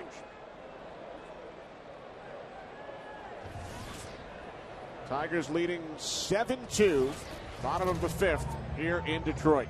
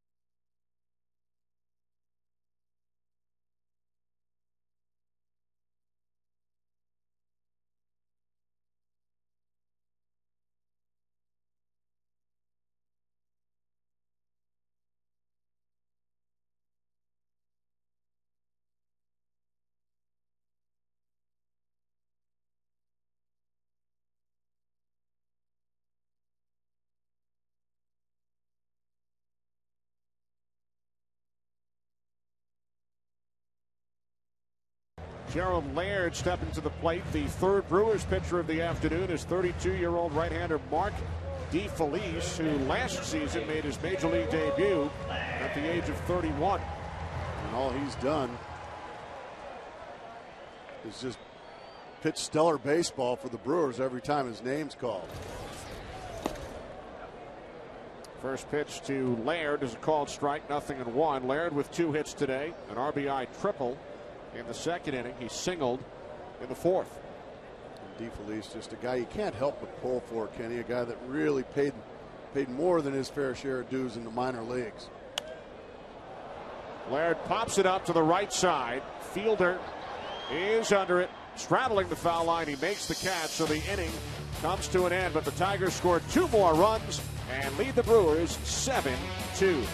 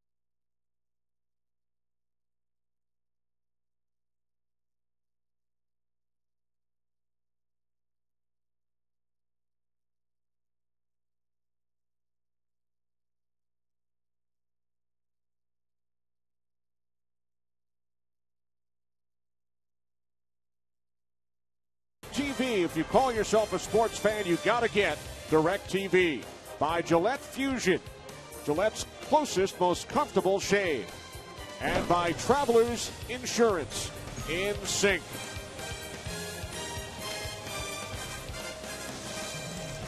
Kenny Albert, Mark Grace back in Detroit. Tigers lead the Brewers 7-2. Top of the 6th inning. Jody Garrett leading off against the new Tigers pitcher, the left-hander Nate Robertson, making his 19th appearance this season, on in relief of Alfredo Figaro, who threw 96 pitches in 5 innings in his major league debut. In foul territory, long run for Cabrera, and he makes the catch in front of his sliding teammate Placido Polanco. Cabrera showing a lot of range there. I mean, some closing speed. That's not an easy play for a first baseman. Running with your back to the ball. Get out of the way, Placido. There you go. Let the first baseman, the best athlete on the field, make that play. We welcome those of you who have been watching the New York Mets and the Tampa Bay Rays. Kenny Albert, Mark Grace from Comerica Park in Detroit. The hometown Tigers lead the Milwaukee Brewers 7-2. Top of the 6th inning. Tigers won a rain-shortened game last night, 10-4. 2 first-place teams. Tigers with a 2-game lead in the American League Central. Brewers by a half game in the NL Central. Jason Kendall at the plate. Kendall struck out twice today against the 24-year-old rookie right-hander. There he is, Alfredo Figaro, who made his major league debut. Pitched 5 innings, allowed 2 runs on 8 hits through 96 pitches. called up from Double-A Erie to replace Dontrell Willis. So a nice afternoon for Figaro as Kendall flies out to the right fielder Josh Anderson for out number 2. Nate Robertson comes in and picks up right where Figaro left off, throwing strikes. That's been the problem for Robertson this year. Just hadn't thrown enough strikes. That's why the ERA is near 8. Just too many walks. Very good stuff. Jimmy Leland turns to him to hold a 5-run lead. He's going to face Counsell here with a couple out. Kurt Counsell 1 for 3, drove in a run back in the second inning. Counsell's RBI single gave the Brewers a 1-0 lead, but the Tigers would score 3 in the bottom half of the second inning.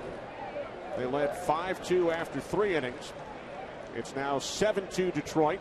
A couple of Tiger home runs. Miguel Cabrera, a 2-run shot of the 3rd. Placido Polanco, a solo home run leading off the 5th. Fastball missing inside, 2-1 to Counsell.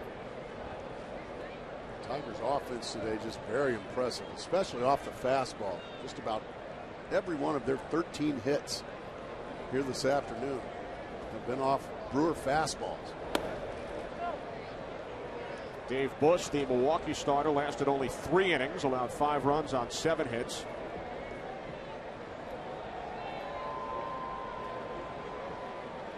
(7-2) Tigers.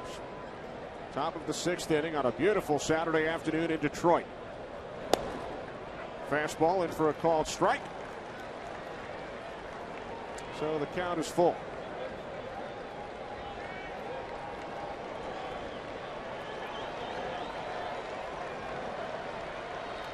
Payoff pitch to Counsell. And Robertson missing inside, ball 4. So Robertson issues a 2-out walk. The Brewers in-game box score brought to you by Hyundai, introducing the all-new 306 horsepower rear-wheel drive Hyundai Genesis Coupe. Ryan Braun, Matt Gamble with a couple of base hits. Braun with a solo home run in the 3rd inning for Milwaukee. For more information on today's game, log on to foxsports.com. That will be all for Nate Robertson. Ryan Perry coming out of the Tigers' pen.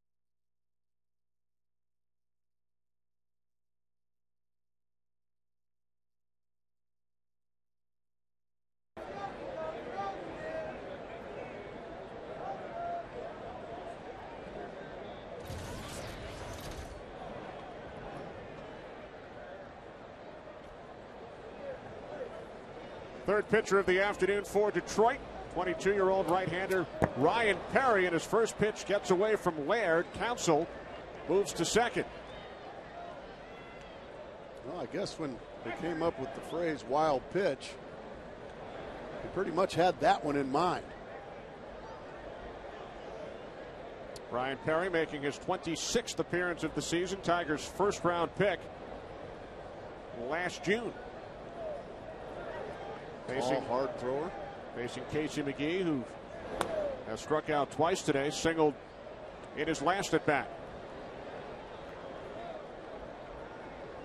Tigers leading the Brewers 7-2.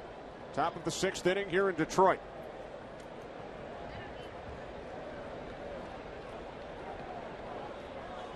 (2-0) from Perry. In for a called strike, 2-1. The Detroit Tigers are just full of pitchers that throw hard. Nothing but power arms on this Tiger staff.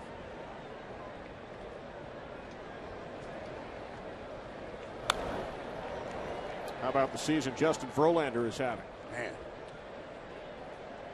7-3 record, leads the American League in strikeouts. Edwin Jackson came over from the Tampa Bay Rays.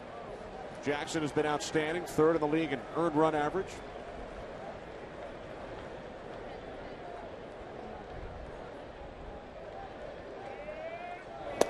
The 2-2 to McGee, in for a called strike 3. So Casey McGee strikes out for the 3rd time today. Middle of the 6th inning in Detroit, 7-2 Tigers.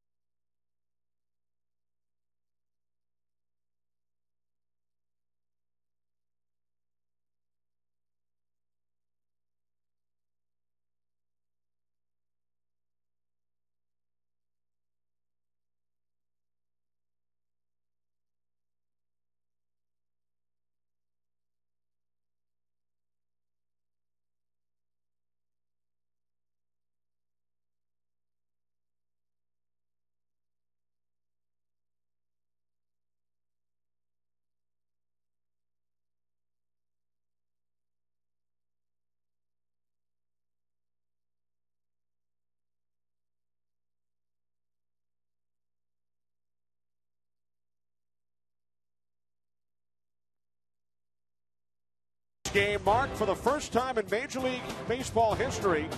The umpires went to replay twice in one game. Replay, of course, instituted late last season. 3rd inning, Miguel Cabrera, solo home run. And then in the 4th, Dusty Ryan initially ruled a home run. Umpires took a look at it, and they ruled it a double. Both calls were overturned. So, and I had an opportunity to talk with Mike DeMuro, the home plate umpire, and he said, I'll be honest, Mark, he goes, us umpires, we're not crazy about instant replay. As a matter of fact, we really don't like it at all. He said, but after last night, he said, and we as a crew both got the call wrong. We decided, you know what, maybe it's not so bad after all. And he was blatantly honest. He said, our job as a crew is to get the call right. And if instant replay helps us get the call right, then we don't have any choice. We're going to have to be all for it. 1-2 on Adam Everett. Leading off here in the bottom of the 6th. Ground ball to the shortstop, J.J. Hardy. The throw across the Prince fielder, one away. And they did go to replay twice last night and reversed both initial calls. And, of course, we have seen a form of instant replay in each of the other three major sports, baseball adding instant replay late last season. And for the first time here in Detroit last night, the umpires went to replay twice. And I'm a fan of replay for the home runs, whether it's a home run or not, because the home run impacts the game so much. A lot of times it might be a grand slam or a 3-run homer. It can impact the game so much that you just have to be able to get that call right. And some of these new stadiums, it's just tough. And now for calls at first base or for balls and strikes, no, I'm not in favor of replay. But I think an impact play like a home run, I think it's good for the game. Granderson, ground ball to the second baseman, Counsell. Quickly 2 away. Here in the Tigers' 6th. I agree, Mark. The big impact plays need to be called correctly, whether the initial call on the field or following the look at instant replay. And the manager cannot go out there and say, hey, go look at the replay. No, the crew chief, which is Dale Scott today, has to decide whether to use replay or not. Usually the umpires will gather on the field and try to get the call right. Hey, did you see anything that maybe I might have missed? Well, all 4 of them got together and said, man, I'm just not sure. And both calls were overruled. It's very rare. 0-2 on Polanco, who homered his last time up. No replay needed on that home run. Exactly. But kudos to this crew for swallowing their pride and saying, you know what, let's go take a look at it. We might be wrong. And sure enough, they ended up getting the call right. That pitch got away from DeFelice. Polanco on his way to first. Well, DeFelice, just a slider slips out of his hand. This isn't a fastball. It's just a slider that got him in the leg and the elbow. That's doubly painful for Placido Polanco. The Tigers in-game box score brought to you by Hyundai. Introducing the all-new 306 horsepower rear-wheel drive Hyundai Genesis Coupe. 3 hits for Josh Anderson, 2 apiece for Polanco, Cabrera, Timms, Kelly, and Laird. 13 hits in all for the Tigers. Polanco and Cabrera have hit home runs. That will be all for Mark DeFelice. Todd Coffey coming out of the Brewers bullpen.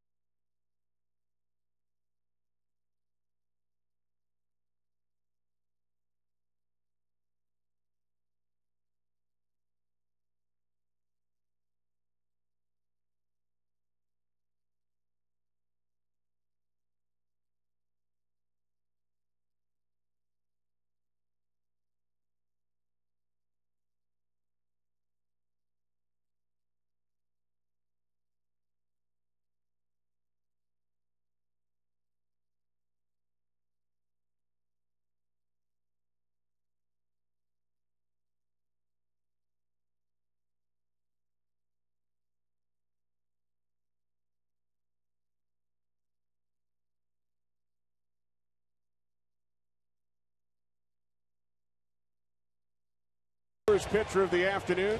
Mark, take a look at his entry from the bullpen. Man, he can't wait to get on the mound and pitch. This makes me tired looking at it. 6'7", Big Todd Coffey flying in from the bullpen. That didn't take him long at all, did it? Now, I think he would have beat one of the old bullpen cars that we haven't seen in about 2 decades. Thank goodness for that. Man, I'd be out of gas. I don't know how he can pitch now. So Coffey making his 32nd appearance, facing Miguel Cabrera with 2 outs. Polanco the runner on first. Cabrera 2 for 3 today, a 2-run home run back in the 3rd inning. Doubled and scored in the 5th.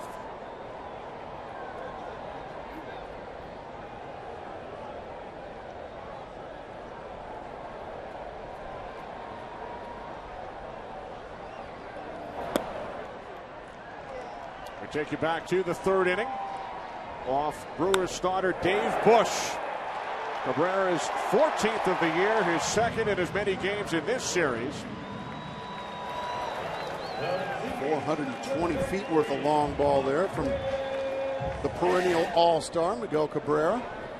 He sees a 2-0 count. Coffey pours one in there at 94 miles an hour. I like that. Coffey pours one in there. Oh, you know what? You caught me. I wasn't even trying.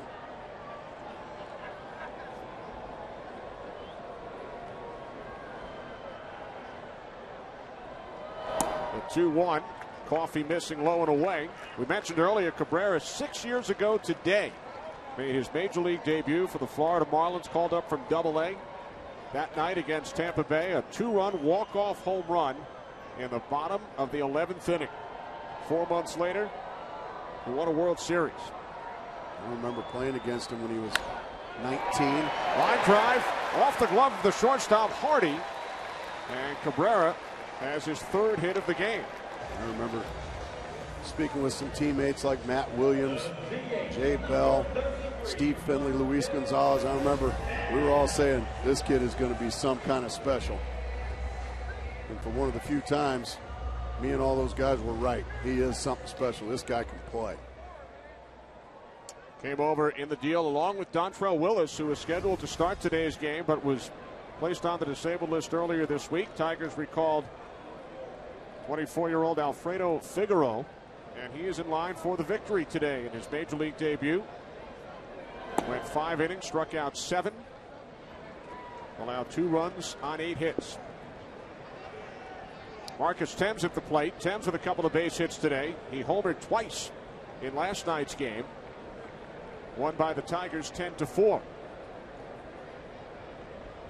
They lead the Brewers today 7-2. 2 on, 2 out. And Thames with a base hit into left field. Polanco rounding 3rd, heading home. The Tigers lead is now 8-2. 12th run batted in of the season for Marcus Thames. Todd Coffey figuring out, just as his predecessors, you throw these guys fastballs for strikes today, they are just hammering them. Another fastball in the middle of the plate, and another rocket off the bat of a Detroit Tiger hitter. 15 hits now here in the 6th inning.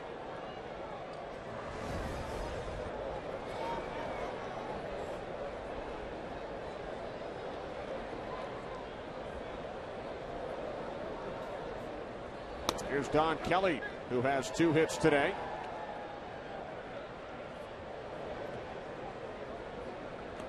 Kelly, 29 years of age, starting in left field. Played 25 games for the Pirates 2 years ago. Spent last year in the Diamondback system.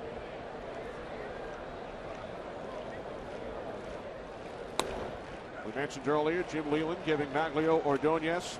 He had another day off. Ordonez struggling at the plate this season. Leyland said he hopes to have Ordonez back in the lineup on Tuesday when the Chicago Cubs visit. And if the Tigers are going to remain in first place in the Central Division of the American League, they're going to need Maglio Ordonez. Such a great hitter. Just hadn't been this year. Good block there by Jason Kendall.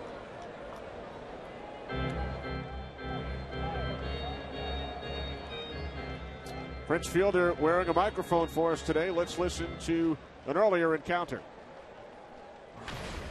You know what's good about baseball? Like, he's hitting 353 and a 6 for 17. Doesn't that sound bad? 6 for 17 sounds bad, huh? Baseball is the only sport where you can. That's unbelievable. Fielder and Thames talking about Kelly's numbers this season. 6 for 17 prior to his last at bat. Yeah, exactly. And what he's saying is, that's as far as offense, baseball is a game of failure. You can fail 7 out of 10 times and be a great hitter. If Kobe Bryant shoots 6 for 17, they said, well, he had a poor shooting night.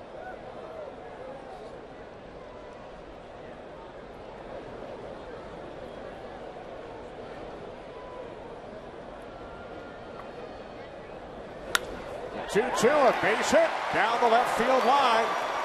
Cabrera rounding third, heading home. Well, Kelly no longer 6 for 17. He has 3 hits today. He is now 8 for 20. If he continues at that pace, he's headed for the Hall of Fame. He's having a Hall of Fame day. Another fastball from the Brewers. This one out over. What a beautiful piece of hitting there by Kelly. Look at the head stay right on it. And not flip the ball the other way. I mean, drive it the other way. Beautiful hitting there. Tigers just pouring it on now. It's now 9-2 Detroit as Coffey receives a visit from pitching coach Bill Castro. First 2 Tigers in this inning were retired by DeFelice. He then hit Polanco. DeFelice replaced by Coffey, who has allowed 3 consecutive base hits. I would imagine Castro saying, that bullpen's a long ways out there. Maybe you shouldn't run so fast in from the bullpen here in Comerica Park, because you've come in and you've given up 3 rockets. Imagine running in that fast from the bullpen in Denver. I actually, there's a story about John Rocker. Remember John Rocker used to run real fast in like that? Well, he made the mistake of doing that at Coors Field, Mile High, Denver, Colorado. And he was gassed in the very first pitch he threw.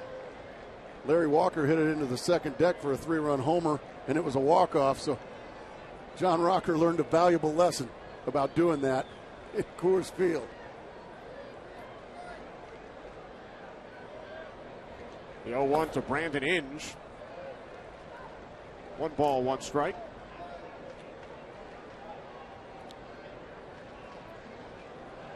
Inge today 0 for 2. Tigers with 16 hits. Their season high 19 back in late May in Kansas City. 2 runs on 8 hits for the Brewers. 9 runs, 16 hits for the Tigers.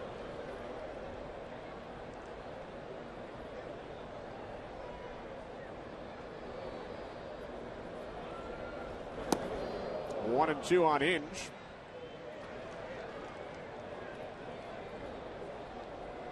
Drove it a run on a sacrifice fly his last time up.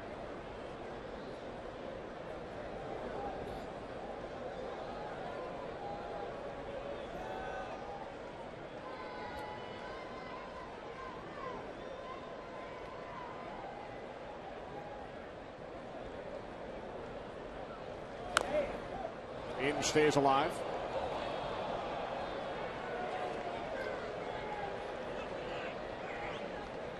Tigers have won their last 2, record of 36 and 31. 2-game lead on the Twins in the American League Central. They received 5 solid innings today from Alfredo Figaro in his major league debut. They lead the Brewers by 7 runs.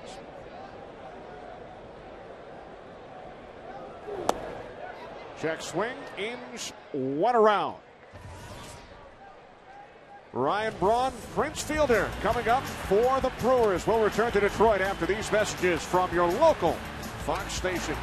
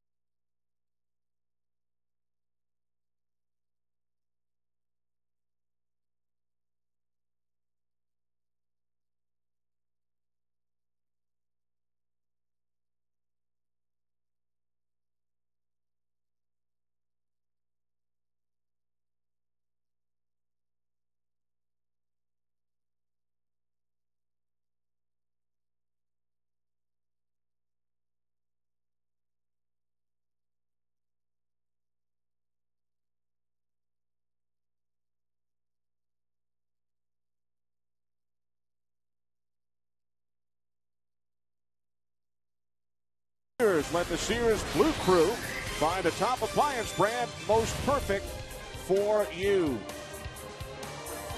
Clouds hovering atop Comerica Park in Detroit as we head to the 7th inning. Tigers put up 10 runs last night in 7 innings. They lead this game 9-2.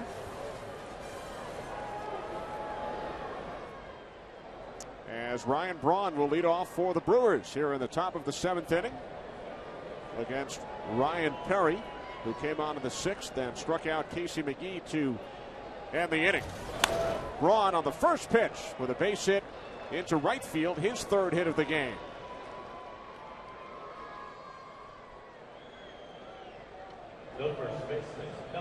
So Braun with the leadoff single here in the top of the 7th inning, and now Prince Fielder steps in. Oh, Ryan Braun, what a hitter. A base hit to right, a base hit to center, a home run to left.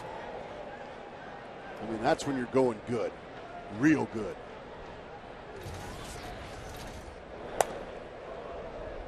High and away to Fielder, ball 1. Fielder today, 1 for 3. A single way back in the 1st inning. Prince Fielder leads all of Major League Baseball with 67 runs batted in. He has started every game this season for the Milwaukee Brewers. Ball 2, 2-0. And the duo, as you check out Fielder's numbers, the duo of Braun and Fielder, more combined runs batted in this season than any other pair of teammates in Major League Baseball. They've driven in 116 runs. Fastball missing low and inside, 3-0. Heart of the order for the Brewers. Dynamic duo. A couple of guys in Minnesota come to mind. Joe Mauer, Justin Morneau.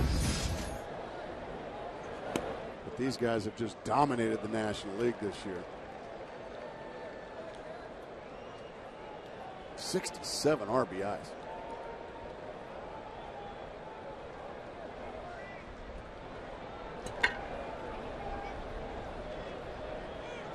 The 3-1 is low, ball 4, and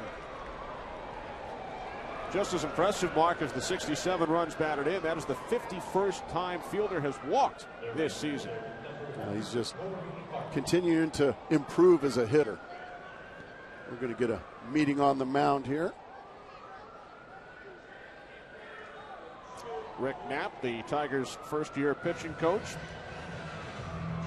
Time now for a DirecTV game break. Follow your favorite Major League Baseball team no matter where you live with DirecTV. Cardinals and the Royals after a rain delay, top of the 3rd. Brendan Ryan singles to center off Brian Bannister. Rick Ankiel scores. Cardinals take a 1-0 lead in Kansas City, top of the 5th inning. Cardinals just a half game behind the Brewers in the National League Central. So Milwaukee keeping an eye on that game.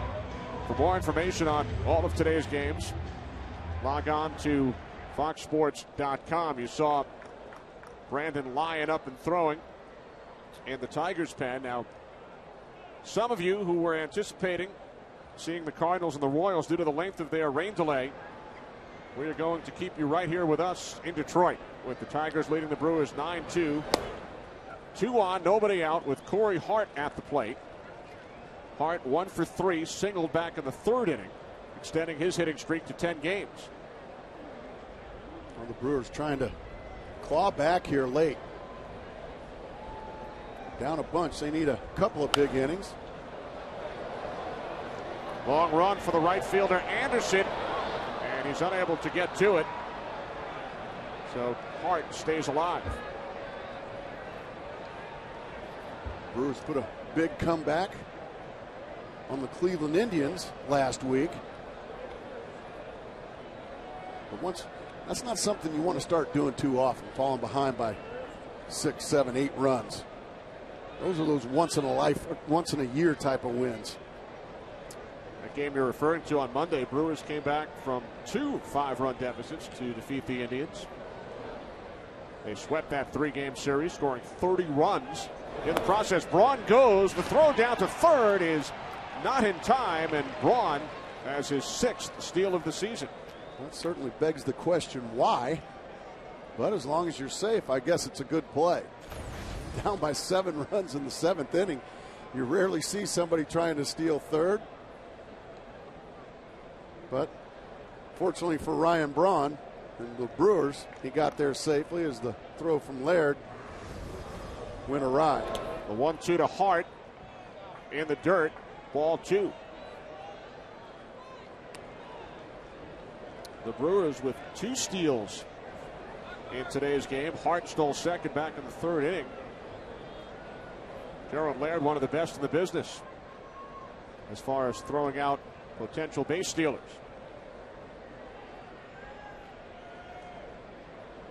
The 2-2, and the count now full.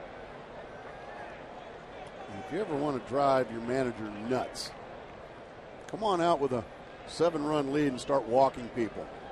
A base hit by Braun and then a walk to Fielder. Now a 3-2 count to Corey Hart. Fastball missing inside, so the Brewers have loaded the bases here in the 7th inning. Second consecutive walk issued by Perry. And that will be all for the young right-hander. Jim Leland will make a pitching change. Brandon Lyon coming in for the Tigers.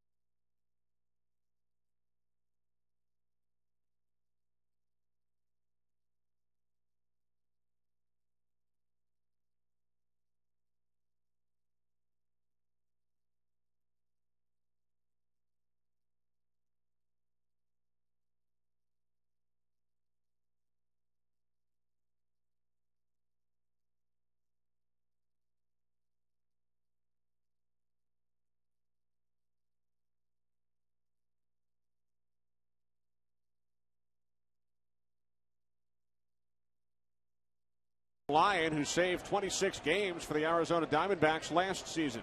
Well, it got off to a rough start to the 09 season, but really throwing the ball well of late, and he inherits a bit of a mess.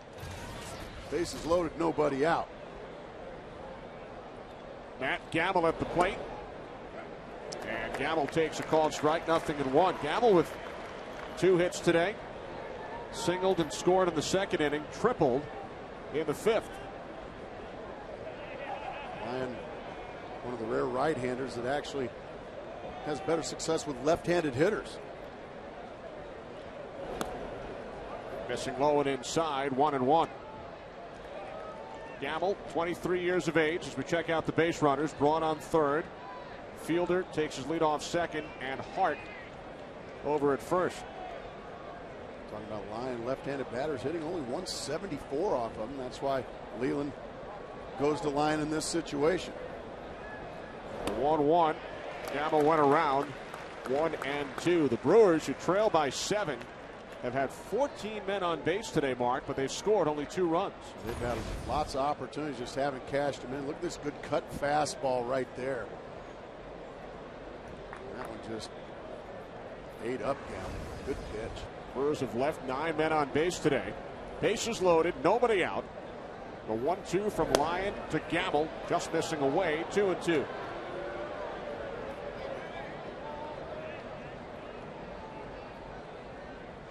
Brandon Lyon, the 4th Tigers pitcher. Alfredo Figaro in his major league debut went 5 innings, allowed 2 runs on 8 hits, struck out 7.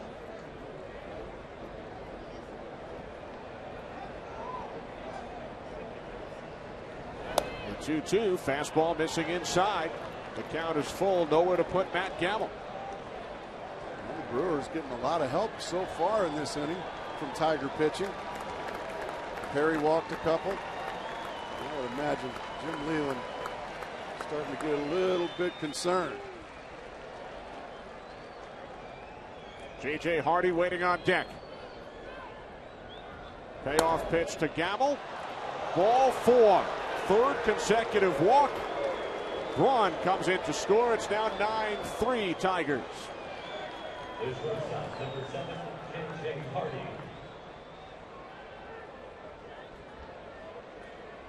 When you got a big lead, you just have to make the opponent use the bat against you. You can't give freebies. That's what the Tiger pitching staff is doing here in the 7th. A lot of freebies. Ball 1 to J.J. Hardy, who has walked and has struck out twice. 2 career grand slams for Hardy. Brewers have hit 2 grand slams this season. No surprise. One by Braun, the other by Fielder, the first of his career.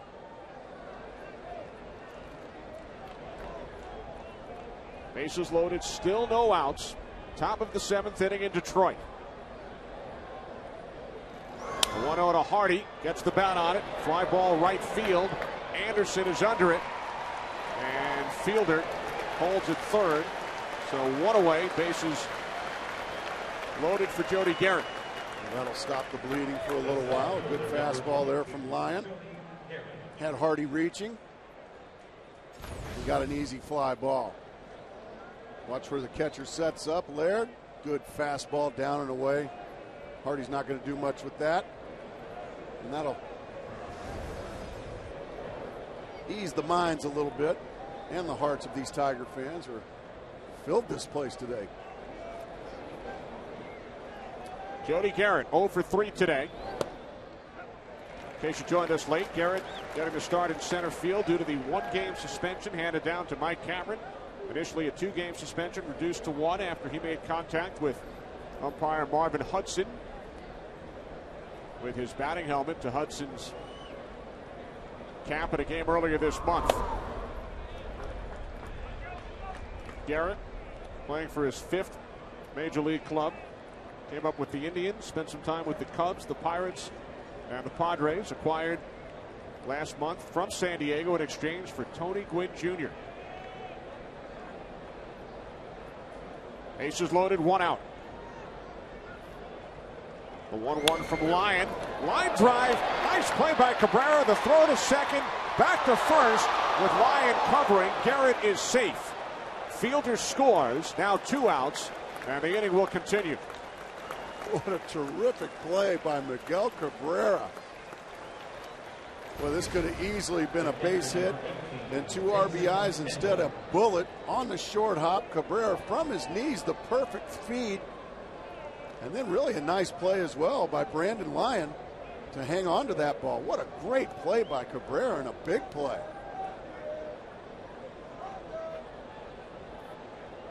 Brandon Lyon having to reach back. Did a good job of hanging on. Fell right on top of the bag. But Garrett had beaten him. But a big out there. So now 2 outs for Jason Kendall.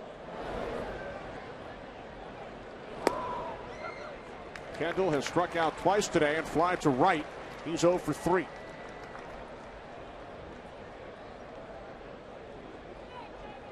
So Cabrera's made a couple of terrific defensive plays in the last 2 innings. Well, you sound surprised. That's the first baseman. I've had to remind you a lot over the years, Kenny, that that's the best athlete on the field. Well, he's not wearing number 17. Bounce to third. Brandon Inge across to Cabrera. And the inning comes to an end. The Brewers score 2. 7th inning stretch time in Detroit.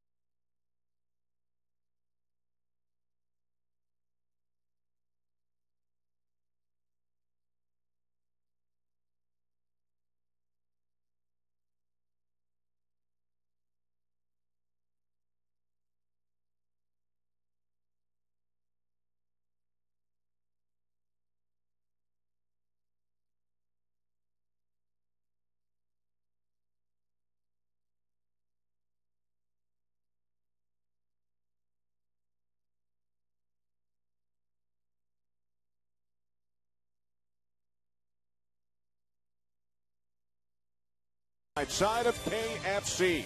By Pepsi, every generation refreshes the world. And by One A Day Men's, the official multivitamin of Major League Baseball, specially formulated to support prostate health. Back in Detroit, bottom of the 7th inning, with the Tigers leading the Brewers 9-4. The 5th pitcher of the afternoon for Milwaukee is right-hander Chris Smith, who pitched in 12 games for the Red Sox last season, making his 4th appearance with the Brewers. Facing the bottom of the order, Josh Anderson leading off, just foul. What a day it has been for Anderson. 3 for 3, 2 runs batted in, 2 infield hits. Well, it's just been offense galore for the Tigers today. 16 hits, included in Anderson's 3 for 3. The 2, 3, 4, and 5 hitters today in the lineup: Polanco, Cabrera, Timms, Kelly. Anderson sends this one into right field. Corey Hart, edge of the warning track, makes the catch. So Anderson is retired for the first time today.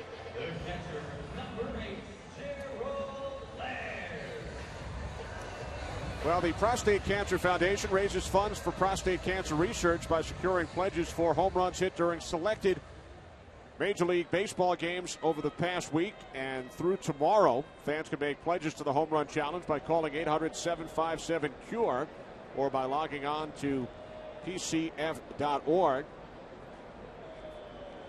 Coming into today, Mark, over $1.6 million has been raised. Incredible, and thank you.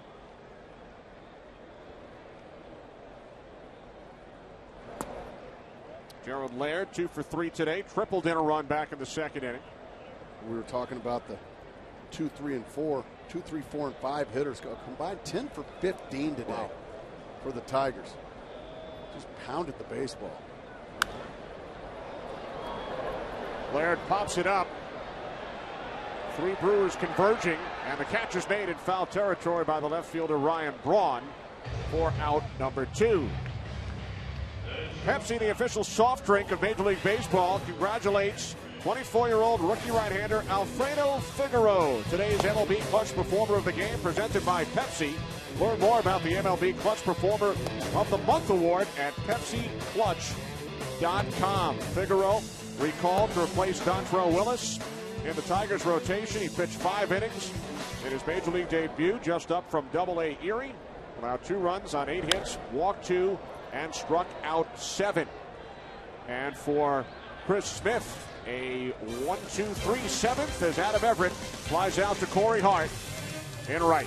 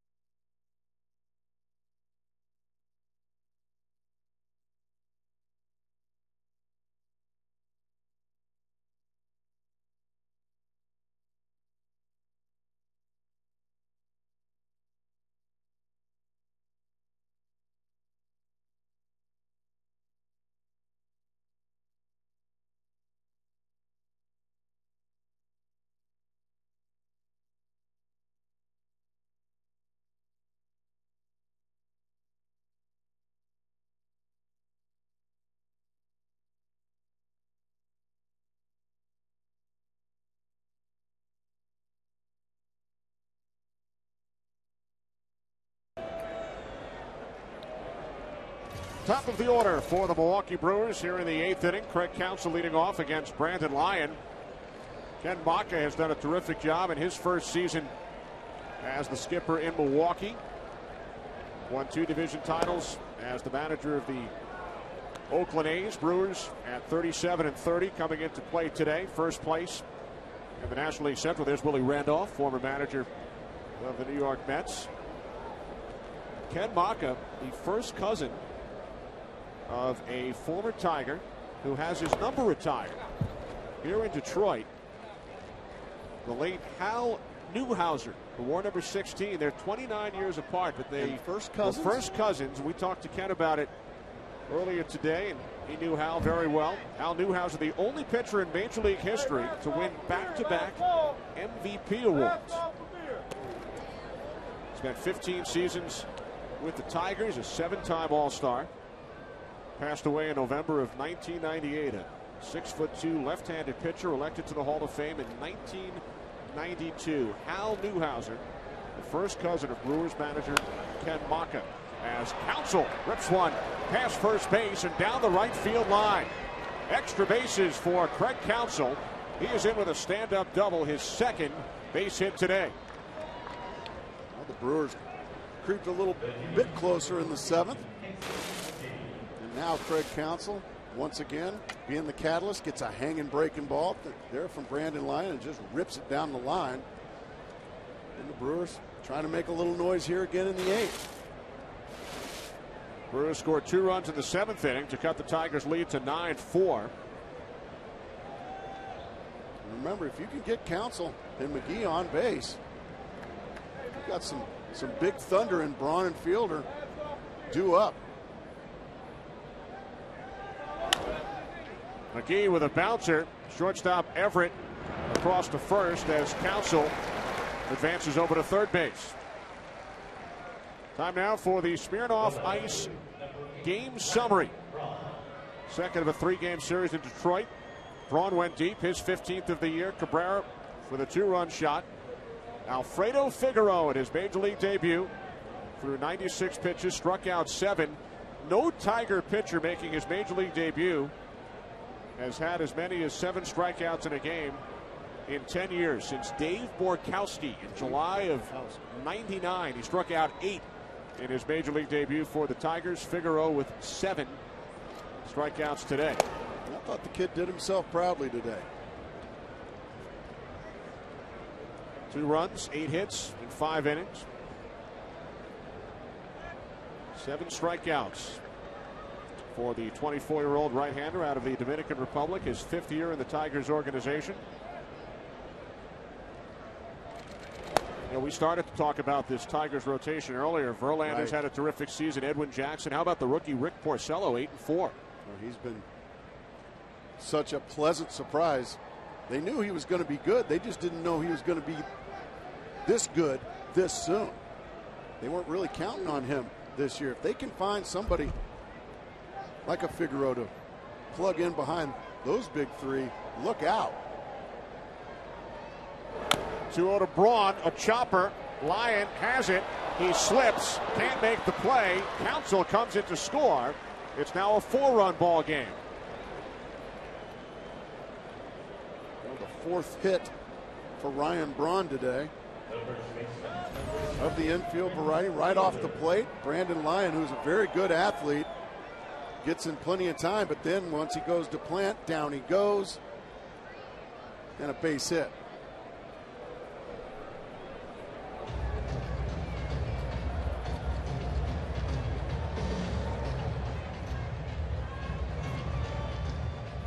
We've seen Lyon fall onto his back now twice today. Yeah, once at first base, now once there. We're going to have another meeting on the mound. Rick Knapp wants to make sure that Lyon is okay. So the Brewers chipping away. It's now a 4-run ball game. And you mentioned earlier that on Monday, Milwaukee came back twice from 5-run deficits to defeat Cleveland on the Prince Fielder Grand Slam. Well, they've got Prince Fielder, the baseball's RBI leader, up there trying to get them a little closer. They're now what I like to call Grand Slam range, Kenny. That's a 4-run deficit now. Now, you're still considered in the ball game. When one swing of the bat can tie the ball game up, that's considered in the ball game. And one swing of this guy's bat could cut the deficit in half right here. It's a 9-5 game. Tigers with the lead. Braun on at first with Prince Fielder at the plate. 1 out, top of the 8th inning, and the first pitch from Lyon missing away. Ball 1. Fielder is 1 for 3 with a walk. Walked, came around to score in the 7th inning.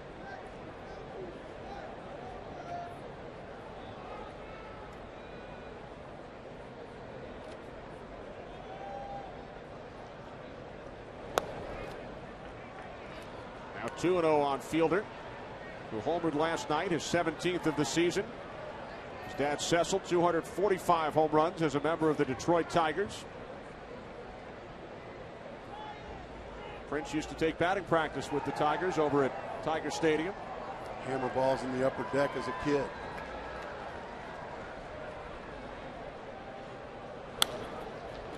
Nice backhanded play by Cabrera. And the Tigers able to turn 2. Cabrera for the 3rd consecutive inning, making a sparkling play in the field. Middle of the 8th, Tigers by 4.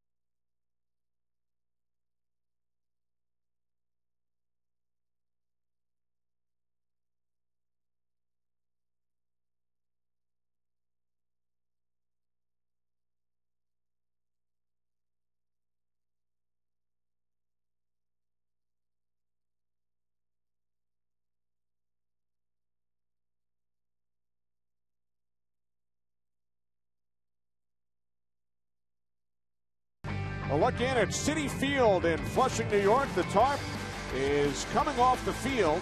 Tampa Bay Rays lead the New York Mets 2-1 in the top of the 8th inning. And they expect to get started at approximately 7:15 Eastern. When they do, we will send part of our audience back to New York for the Mets and the Rays. 2-1 Tampa Bay, top of the 8th inning. That game scheduled to get back underway in less than 15 minutes. Curtis Granderson leading off for the Tigers here in the bottom of the 8th inning. Granderson a quiet day. He's 0 for 4. But his teammates have pounded out 16 hits. 9 runs, 16 hits for the Tigers. They scored 10 runs last night as Granderson fouls it off. 0-2. Chris Smith, the 5th Brewers pitcher, working his 2nd inning of relief, retired the Tigers in order in the 7th. He's just working fast, throwing strikes, doing a good job of keeping the Tigers at bay while his team tries to peck away. Granderson lines out to Corey Hart in right for the first out of the inning. Fox Saturday Baseball presented by Sears is sponsored by Smirnoff Ice. Please drink responsibly. By Cabrera. And by Hyundai Assurance. A little certainty in uncertain times.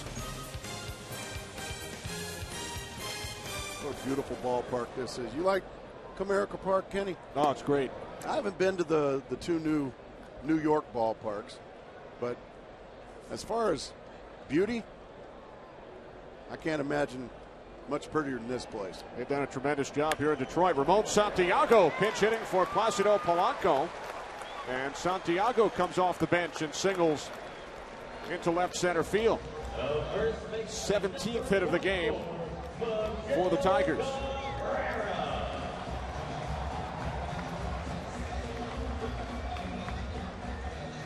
Now the Tigers certainly thinking Miguel Cabrera, their player of the day. All he's done is hit the devil out of the baseball and save some pitchers. Bacon with some glove work. Cabrera, right field. Hart makes the catch for out number 2.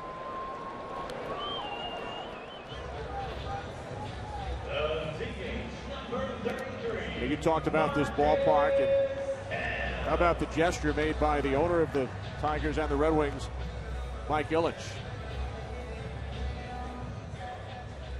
General Motors, Chrysler, and Ford. Mike Ilitch made the offer to the big 3. They are not paying for that signage. For that signage really? This season. What a great gesture by a good man and a good owner, Mike Ilitch. The economy here is going to help boost the economy back up here in the Motor City. Well, that's a great gesture to buy American. Marcus Thames grounds out to the shortstop, J.J. Hardy. We head to the 9th in Detroit.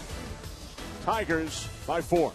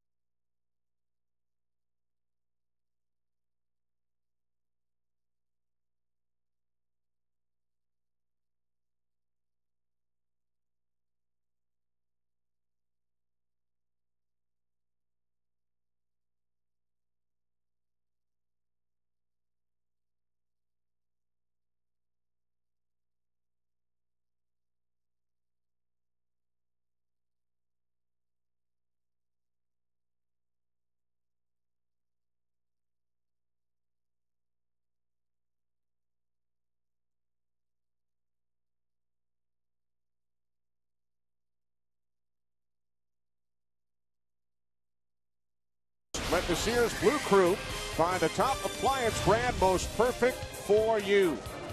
Kenny Albert, Mark Grace back in Detroit as Fernando Rodney will try and close things out for the Tigers. This is not a save situation, although Rodney does have 13 this season. Santiago pinch hit for Polanco. He remains in the game at second. Polanco left the game for precautionary measures after he was hit in the left leg by a pitch back in the 6th inning. A look at Rodney's numbers this season. Well, just another power arm that Jim Leland has in his bullpen. Fernando Rodney, a veteran now, but a non-safe situation. Fisted into right field by Hart. Anderson makes the catch, one away. Now it's time for the Just for Men hair color hold leaders. Bobby C. celebrating a birthday today. He's 31. Oh, happy birthday, Bobby. Tied for the American League lead with Hideki Okajima of the Red Sox. Just as these relievers keep their team in the game, you too can stay in the game with Just for Men hair color. Here's Matt Gamble, came up with the bases loaded in the 7th and walked in a run. Gamble with 2 hits today, 2 walks, reached base 4 times. Well, kind of typifies the Brewer day. Lots of base runners, lots of opportunities, but just weren't able to cash them in early. Brewers have left 11 men on base. The 8th inning was the first time they did not leave any base runners on, thanks to an inning-ending double play. They've left 2 men on in 4 different innings today. They're going to be kicking themselves at the end of this one if they don't come back and win this one, because there were certainly opportunities, especially off the youngster Figaro, the Detroit Tigers starter. There was opportunities, but to Figaro's credit, he made some big pitches when he needed to. Got some big outs. The 1-2 to Gamble, a cold strike 3. So now the Brewers are down to their final out. Terrific job by our entire crew today. Our producer Kara Langley McDermott, director John Moore, associate director Eric Billigmeyer, broadcast associate Yvonne Wagner, technical producer Matt Benedict, technical director is Rick Tugman, pregame show produced by Don Bowie, highlights coordinator Janice Casazza, the technical supervisor is Jack Simmons, the senior producer of Fox Sports is Bill Brown, the executive producers David Hill and Ed Gorin. Marty Aronoff and Greg Ennis crunching the numbers for us today here in Detroit. J.J. Hardy 0 for 3 with a walk. Fans on their feet here at Comerica Park as the Tigers look to put the finishing touches on Alfredo Figaro's first Major League victory. Well, they got to be proud of what they saw from the home team. The Detroit Tigers came out swinging the bats today. 17 base hits, and Rodney 1 out away from sending them home happy. 96 miles an hour. Boy, these Tigers throw hard, don't they, Kenny? Every one of them. And offensively, they've now scored 25 runs in their last 3 games after they went 7 straight games not scoring more than 3. Nice play by Inns, the third baseman. Throws across to retire Hardy. The ball game is over. The Detroit Tigers have taken the second game of this series by a 9-5 score. First Major League win for Alfredo Figaro.